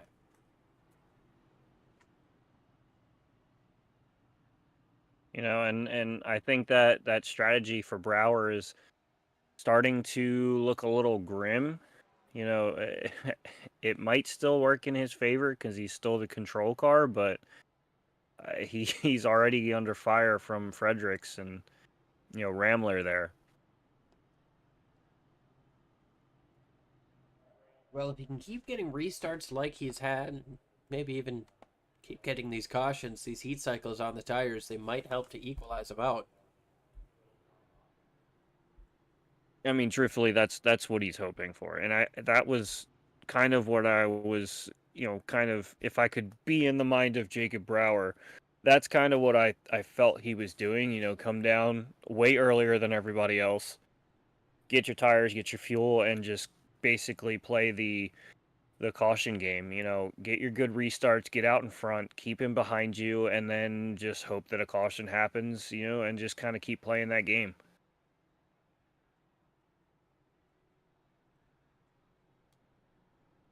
We'll have to see. We've still got 50 laps to go when they cross the start-finish line this time. And another thing, I mean, we've seen that front car be able to just drive away.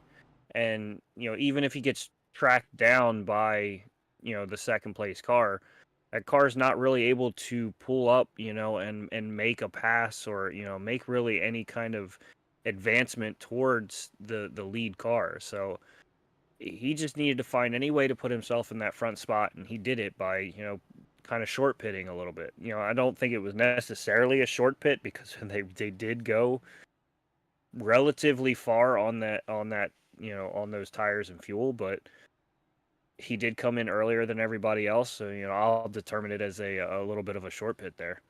Yeah, definitely trying the undercut there, come in earlier, so that way you lose less track time or that way you're in front of them when they come to make their pit stop, and especially if it happens under caution like it did.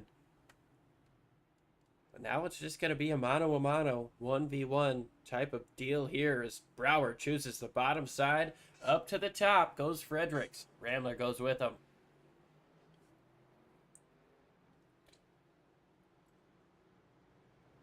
Yeah, it's interesting this time to see Ramler go up to that top side. You know, I'd almost kind of prefer to be behind Brower there because, you know, you're going to kind of have a clean, you know, a clean lane there by yourself, and you're just going to basically be trying to outrun your the outside car in Dalton Fredericks. So, I mean, to see him kind of stay right behind that 20 and not kind of hope Brower gets the run that he does, that's probably where I would have been. Well, we'll have to see. Pace car makes that hard left turn into the Geico restart zone we go, and early on the throttle for Brower. He's going to get away by a couple of car lengths. Fredericks going to try to widen that arc like he has. 3 wide for third. Here comes Snook down looking to the bottom of the 82.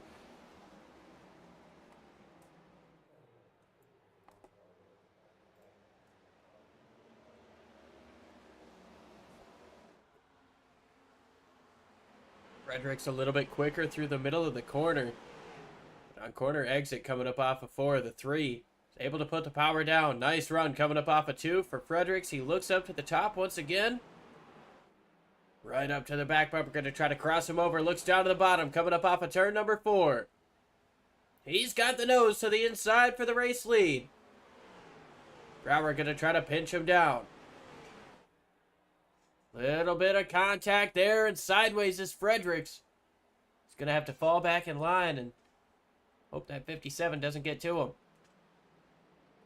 Yeah, and we saw there, you know, Fredericks tried to push his way out, you know, kind of push that 3 out wide, but Brower just wasn't giving in. He was just like, this is my spot. Caution once again. Gary Wells around down the front straightaway.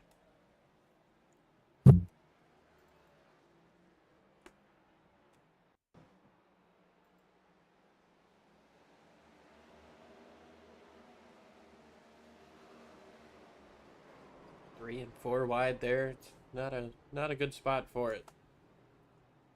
Yeah, and it's just unfortunate for Gary Wells tonight. You know, he had such a great run, you know, that first half, and, you know, being up in the top 5, you know, top 6, and really honestly looking like one of the stronger cars. You know, he was able to make a lot more headway on some of those guys, you know, in that middle of that top 5. And now he finds himself all the way back in 16th, you know, damaged. I mean, that was some hard contact, so I'd be surprised that if we even see that car back out there tonight. I'd have to agree with you, and obviously no fast repairs anymore. These guys don't get to have fast repairs. So anytime you get damaged, your crew has gotta put the work in. Break out the sledge and the sawzall. That worked for Truex. Right? I mean, it's all you need. Doesn't matter how you know what's on that panel, as long as it's flat and letting air fly over it, it's gonna do its job.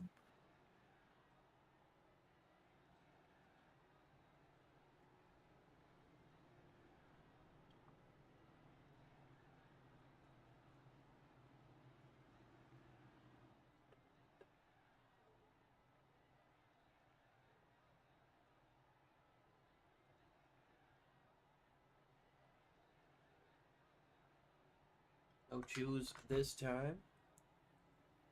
Gonna be at least another lap.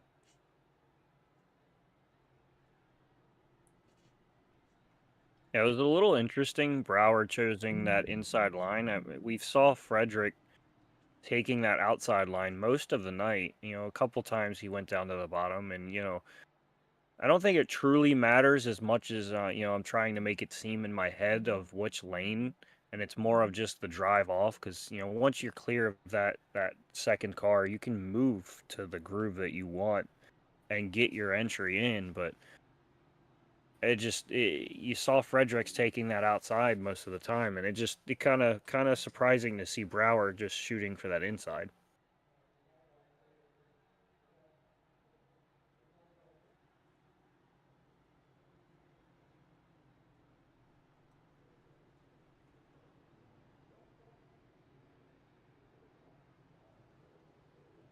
He'll no choose this time here in Richmond.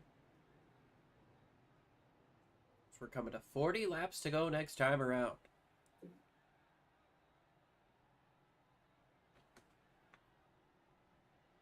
It's definitely been a caution-heavy race here today. 14 cars still on the lead lap. Yeah, and the thing is this is still anybody's race. We saw Brower get taken out from the lead yesterday, so I'm not putting it past it. Anybody from first to 14th right now is definitely in a position to pull off a win here. 20 car Dalton Fredericks has been the fastest all day. Jacob Brower has the fastest lap. So I shouldn't say Fredericks has been the fastest, but he has definitely been the dominant car of the day, leading the most laps at this stage in the game. Brower going to try to play spoiler here with 40 laps to go, 39 when they take the restart. Yeah, and we're slowly dwindling these laps down. I know it's been a little bit of a pace fest, but it's still some really good close action, and each restart it's just unpredictable. Race car makes that hard left turn, green flag back in the air. Brower gets the hammer down. He's going to have about a car length over the 20 of Fredericks. Fredericks tries that wide entry. Rambler going to try to get to the inside. Not quite enough momentum. David Snook all over the back bumper of that 20, though, might be getting him a little bit upset. Almost a little bit of contact there with Fredericks and Rambler. Rambler lets off just a bit to allow that 20 car to stay in line on the bottom. Now David Snook fighting hard up on the top side for third place over Rambler. Yeah, and Brower's just gonna end up working and playing a little bit of defense. Oh, Bertram. In big time trouble down the back straightaway. He's gonna get it settled out and fall back in line behind the 21 machine. That's Eric Driggins. Looks like Rambler's out of sorts. He's up into Relling there. Yeah, and Relling around goes Driggins here, and Pullen is involved up the racetrack. Caution once again.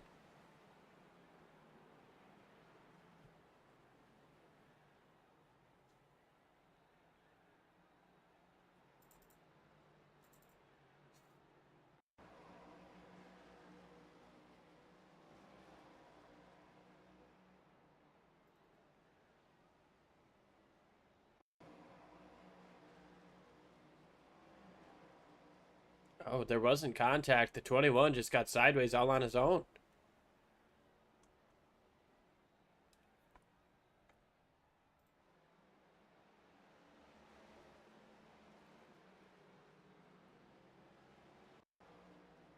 Oh, Yeah, there's and Rambler and Relling unfortunately- making contact on the back. And then it looks like Relling got the worst of it there, bouncing off the wall and kind of losing a ton of momentum. But, I mean, that caution definitely saved him a couple more spots there. Yeah, he's able to jump back up, get around a couple of cars, but might want to come in and get that right front looked at.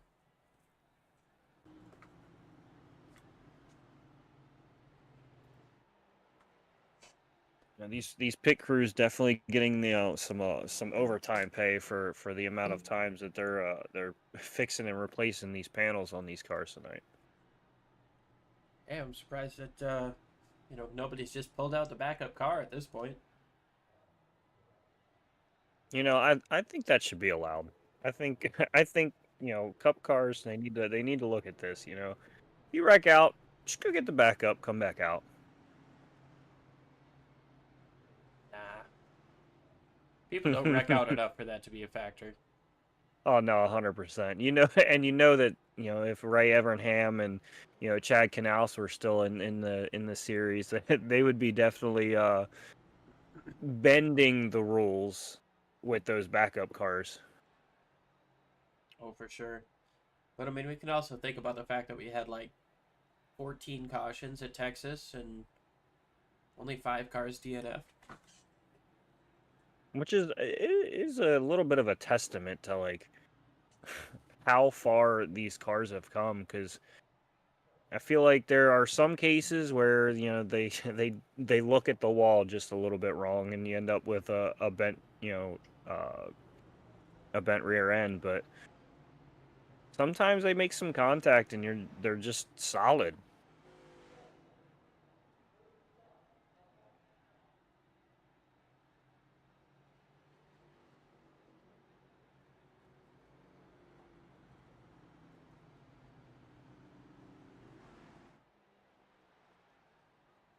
Well, passing is tough, so guys are going to be aggressive. This being a short track means there's pretty much always traffic, and we are definitely seeing the culmination of those things coming together here tonight.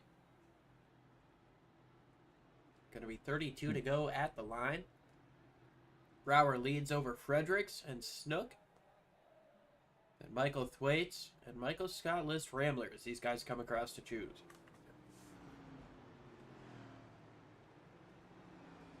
Yeah, it's interesting to see Snook. He's up there on the top too, and he was showing a little bit of speed off of that last restart there, and kind of pushing his way through Rambler there, and these guys are definitely starting to get impatient.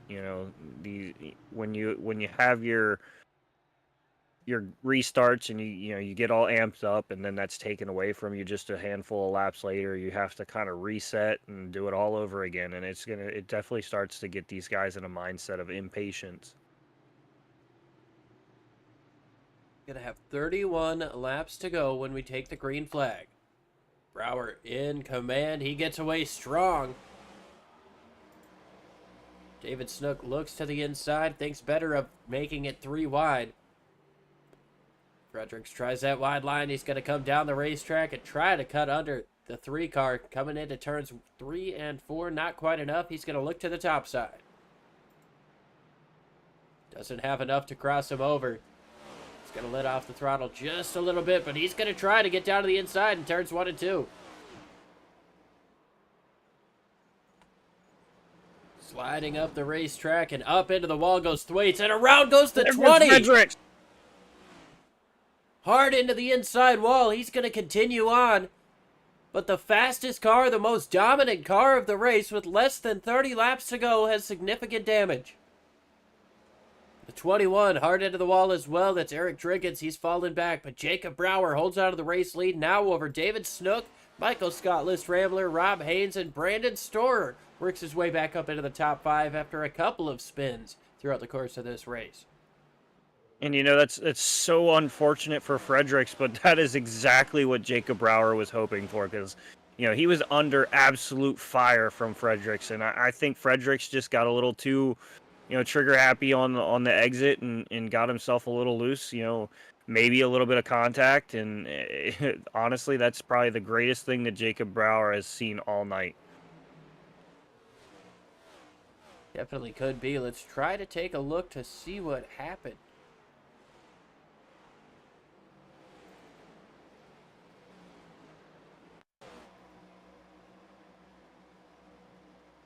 So he's working the inside. 21 just gets up into the wall, try to stay out of the way, and the 20 just gets sideways coming up off the corner. Hits the wall pretty good with the front end. Jacob Brower is driving away. And yeah, that's everything he wanted to see. The only thing I'm wondering is, does he have enough in the tank to get to this, lap 200? Because, he's asking for 81 laps, from his last stop to get to lap 200. So I mean, that's a tall ask, even though this is a short track and you use a little bit less fuel per lap, but that's a tall ask for anything. Yeah, and especially only having a 70% fuel limit coming into this race. Can't fill up the tank the entire way. You've got a 30% being taken away by some rubber bladder type of deal situation. Yeah, and it's he's definitely probably hoping that he sees another caution or two so he can kind of maybe save a little bit. I wouldn't be surprised if maybe he's even clutching in these corners right now to try to save as little, or as much as he can, kind of trying to keep a little bit of a gap, from these guys. Well, and as we ride on board with Michael Scott List Rambler, we can hear him downshifting. I gotta wonder, is the 3 doing any of that as the caution is out once again? This time, Jacob Jensen around down the back straightaway. Vidal is involved, Thwaites as well.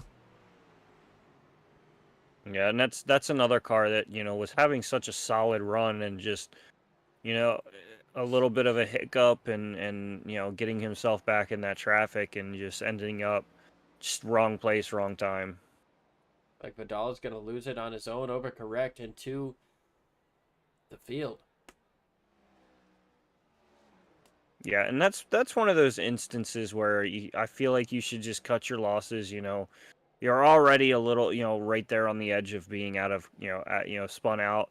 Just pin it to the left, lock her down, and, just call it a day. Because once you start turning that car back to the right, as soon as you get any bit of traction back, it's going to instantly just send you up to the right.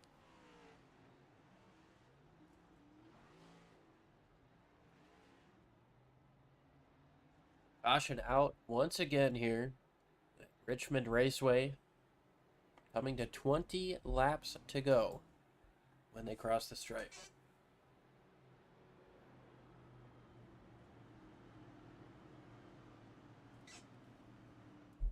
Well, we're going to step side by side one last time, and we'll be right back with the restart and the finish.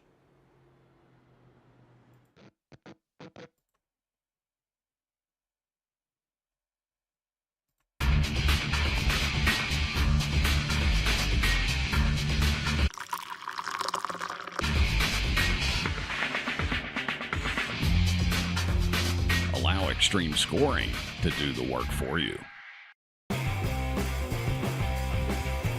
Ricmotech high-performance sim racing equipment. Whether you're just looking to have fun, train for race day, or become a serious esports competitor, Ricmotech has you covered. Hundreds of name brand parts. Support from experts that love sim racing. Trusted by the pros. There's only one place to go, Ricmotech.com.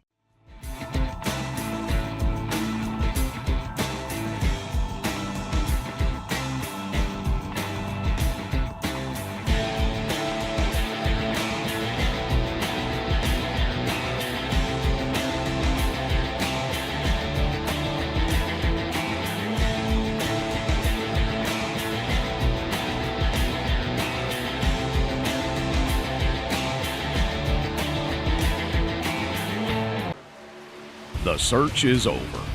The most comprehensive oval scoring solution is here. Featuring oval playoffs, adjust drivers per round, custom number of rounds, custom playoff points, provisionals, optional win and you're in, custom playoff displays, rookie championships, optional minimum participation, and load those results in seconds. Visit extremescoring.info today.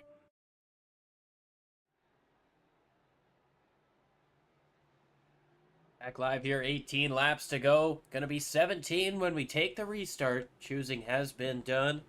Brower to the inside, Snook on his outside. Got Haynes and Relling making up row number 2. And Cogswell, or rather Brandon Storer and Michael Scottless Rambler making up row number 3. Dalton Fredericks up to 7th. Taylor Bertram, Michael Thwaites, Stephen Timko, Jonathan Cogswell, Joe Hutchings, and Eric Driggins round out the cars on the lead lap. Jacob Jensen is 1 lap down. Caleb Lamb is 10 laps down. Moving on behind them, it is just more of the same. Green flag back in the air. Brower able to get away with a strong restart once again. Yeah, but I would definitely pay attention to that 57 and that 20. You know, the 20 a little less than the 57, but they both came down at 179 to, you know, get some tires, get some fuel, and some repairs. Yeah, interesting note there. The 20 hasn't come in since 179, so he did not come in to repair any of that damage. Here comes Rambler looking to the inside of Haynes for 3rd place. He's going to slide up just a little bit, but he's got the grip on the bottom side. Going to stay dead even down the back straightaway.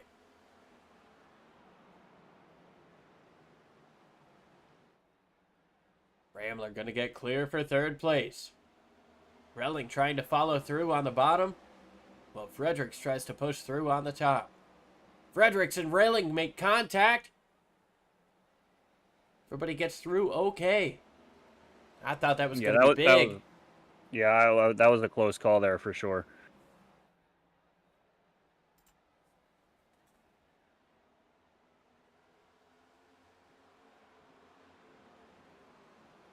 Bertram on the outside of Cogswell. This is a battle for 9th place. Cogswell gets through.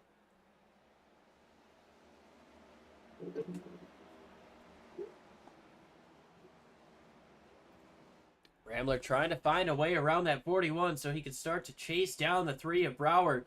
Snook gets up into the wall just a little bit. Here comes Rambler looking at the bottom. Not quite enough. He tries to dive it in, but slides up the racetrack. He's going to get a run coming up off of the corner, though. Side by side, pulls even. Yeah, and if he has any hope of catching that 3... He's going to slide up in front of the Snook machine. Snook tries to cross him over. There might have been a little bit of bumper rubbing. Yeah, if Rambler wants any kind of shot at that 3, he needs to get clear and run off with that 2nd place. I think he's got it now. Snook has the 20 to his outside of Fredericks. Trying to take away 3rd place. We're coming to 11 laps to go this time around. New face in 2nd. Michael Scottless, Rambler, and Dalton Fredericks, the dominant car of the day, trying to work his way up through into the top 3. Yeah, and if I'm Brower, I'm trying to Snook got big ignore time sideways there. Sorry about that. Yeah. No, you're good.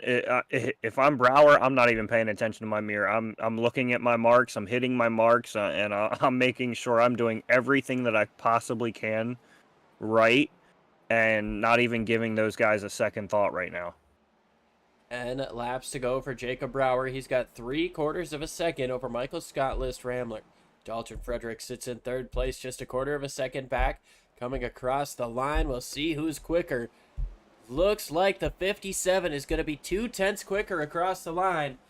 Can he get there? And if he can get there, can he make that pass and keep that 20 of Dalton Fredericks behind him?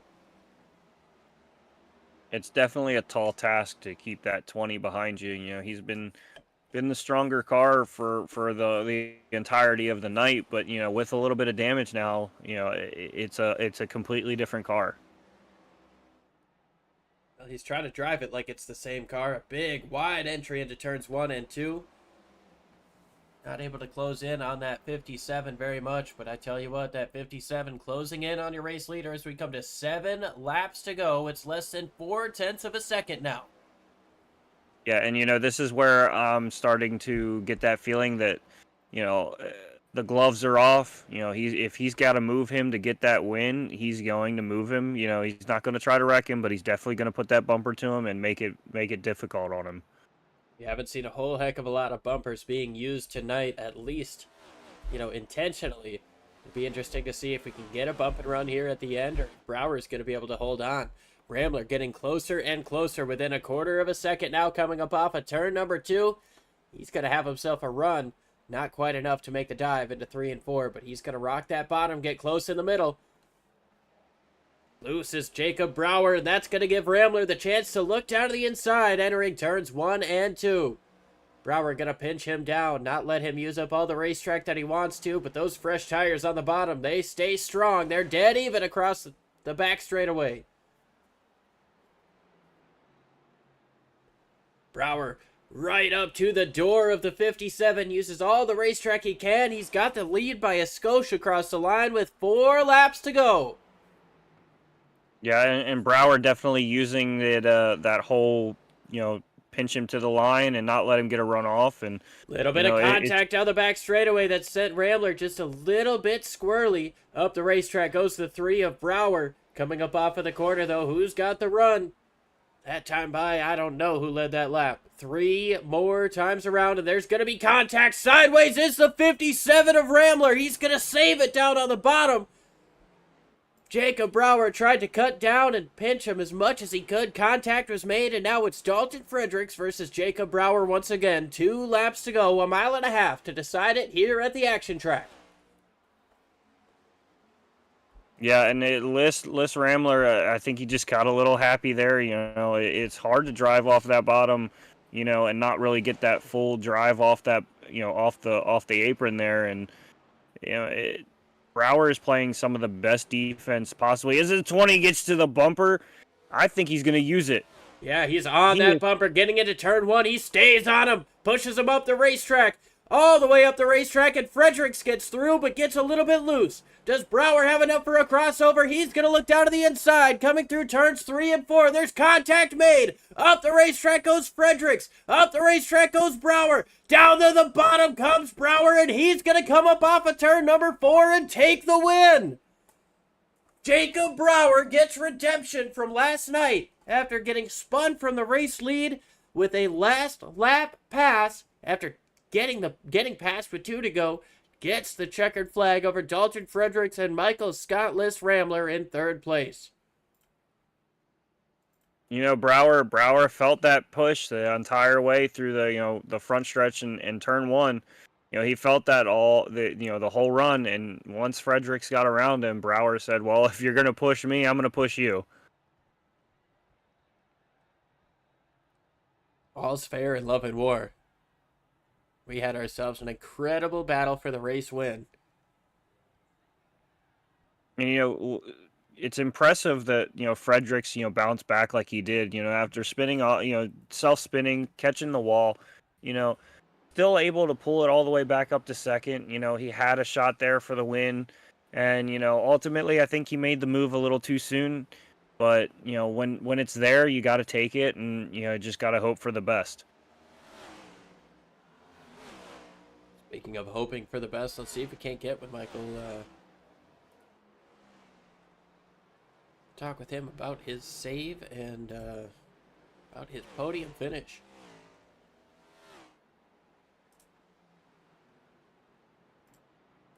Michael Scott List Rambler, it is Liam and Jordan up in the booth. You got a copy? Yeah, I got a copy. Well, I tell you what, that was one of the craziest next-gen battles at a short track we could have ever seen. You were right in the thick of things for a little while until you got pinched down and got sideways. You think there was anything more you could have done in that moment to try to stay up there with these guys? Looked a bit further right and seen that he was coming down the track to kind of meet that door there at the end, but for the most part it was a clean battle all the way across the board. Obviously I'm gutted about nearly spinning it going for the win, but that's how things go sometimes. Congratulations to Brower on the win. That was hard fought. Yeah, you had an amazing seat there coming to the end. Did you think they were going to maybe crash each other and you were going to sneak through? There was a possibility of that. If I had caught the slide a little bit earlier, that could have been a possibility and had dang near 3 wide to the checkers, but I'm just amazed I caught that slide at all and managed to finish 3rd. So came in with the points lead. I'm leaving with the points lead. I can't really be upset about much. Well, you had an awesome day here, super strong all race, and you passed a lot of cars throughout the course of this one. But like you said, you've got the points lead, leaving with the points lead. Who do you want to thank for such a strong run and such a strong season so far? I got to thank my personal sponsor, McConey Setup Shop. Been working with Jeff McConey for a while. He's been a real supporter. both for me and HSR as a whole. So big thanks to him. All-Star 15 TV and all the guys out there. Thanks to Gary for running the team. Thanks to all of our admins. It was a very, very busy night for them tonight for sure. Hopefully we can clean this up the next time we end up at a short track, but we'll see. Short tracks at the beginning of the season with a bunch of guys who've never raced each other before can definitely hurt some feelings and bring out some drama in the later part of the season. So we'll see how that pans out. Well, awesome stuff. Thanks again for joining us, and congratulations on the podium finish. Hopefully be talking to you again next week. All right. Thank you, guys. Next, we're going to go ahead and bring in second place Dalton Fredericks. And Jordan, I believe you've got him. Dalton Fredericks, it's Liam and Jordan up in the booth. How you doing? Good. How are you guys? Doing great. You know, you guys love to put on a show. You love to make the last few laps some of the most interesting racing there is. And you know, you got by Brower there for you know the last little lap there, and you know, he kind of got into you and sent you up the track. You know, looking back at it, would you have chosen to maybe kind of, you know, hang back a little bit and kind of make a run for him there on the white flag instead? Yeah, I'd probably do a little bit something so he wouldn't be able to drive through me again like he did there. I just think it's kind of sad to get a drive through two guys to get the dub, but you know, everyone can make their own decisions. But otherwise, our All-Star 15 TV Mustang did very well today. Was able to get back up to a second place finish after my self spin there. Luckily, that didn't cause a caution, but yeah, very interesting nonetheless. Yeah, and then you know that was my next point. You know, you were one of the more dominant cars all night long. I mean, you were out front, had some great restarts. You know, were able to gap the field and kind of put yourself out front and just kind of stay out in that clean air. And then you know you did get that little bit of a spin and some damage on that front end, but you know you had that thing on rails and you know were able to fight all the way back to second, just one spot short. But you put on a great you know show and you had a wonderful run. You know, before we let you go, is there anybody that you would like to shout out? Yeah, I'd like to thank Joe Hutchings from HSR for all the stuff he does and what he put ups with every day. Can't thank him enough. Got to thank All-Star 15 TV for sponsoring the car. Drinking Bros Auto Racing Group, Nerds Doing Nerd Things, Detoured by Designs, McConey Setup Shops. I know we didn't use their setups tonight, but they've been really good to us. Yeah, and everyone else that helps out with our team. Can't think of them enough. I want to thank Scott. He races really well. Had a fun night racing with him there at the end. Unfortunately, we both had to get used up pretty damn good at the end there. But better luck next time. I think both Scott and I will have a pretty dominating race again next week at COTA. Yeah, well, congratulations to you on second, and we look forward to next week seeing you guys do a little bit of road racing. Have a good night, boys. You as well. We're going to go ahead and bring in our race winner, Jacob Brower. Car number 3, position number 1. Jacob, it's Liam and Jordan up in the booth. You got a copy? Yes, sir. How are you?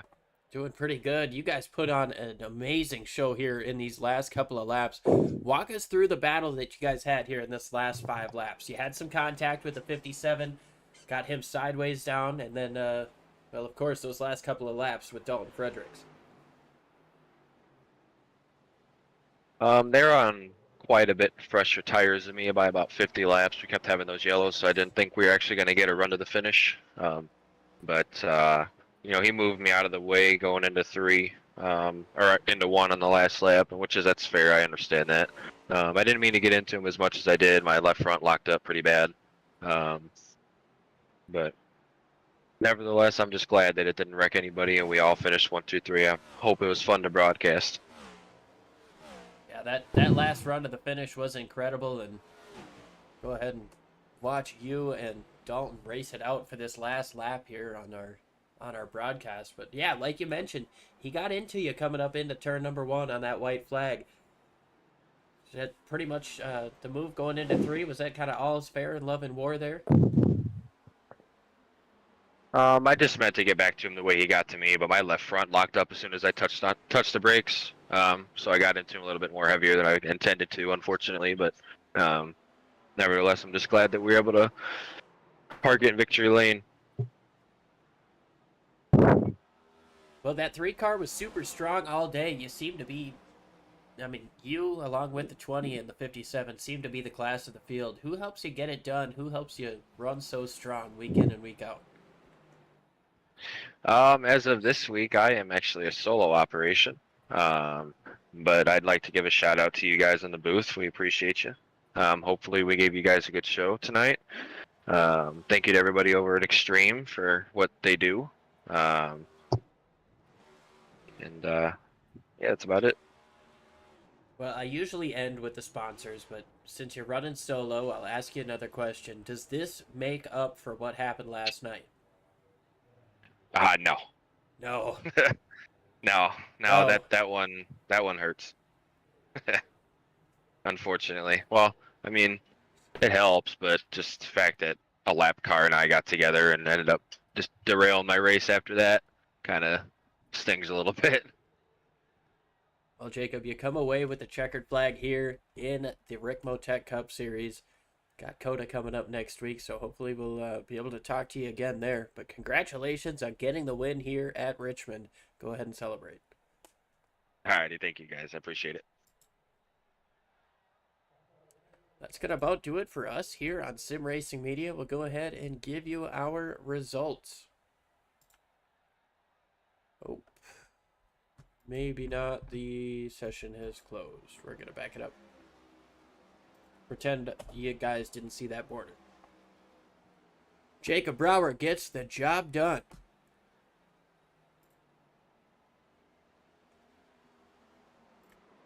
Gotta back that up just a little bit. But yeah, Jacob Brower gets the job done over Dalton Fredericks, Michael List-Ramler, David Snook, and Michael Thwaites. Rob Haynes, Alex Relling, Brandon Storer, Stephen Timko, and Jonathan Cogswell rounding out the top 10. Taylor Bertram, Joe Hutchings, Eric Driggins, Jacob Jensen, Caleb Lamb, Joshua Vidal, Parker Supland, Ted Pullen, Marco Evans, and Gary Wells round out the top 20. Nick Renner, Daniel Krim, Timothy Zayas, Douglas Carlson, and Wyatt Franklin round out the field here today. Can't thank you guys enough for tuning in here live on Sim Racing Media. It was an incredible show. It was a little bit slow to start, but the finish delivered in a way that only UPS or FedEx can, depending on what's in your local area. Thanks, guys, for tuning in live here on YouTube. And just that friendly reminder, as you guys walk through the streets of life, please don't play in traffic. Thanks for tuning in, folks. Ricmotech, high-performance sim racing equipment. There's only one place to go, ricmotech.com.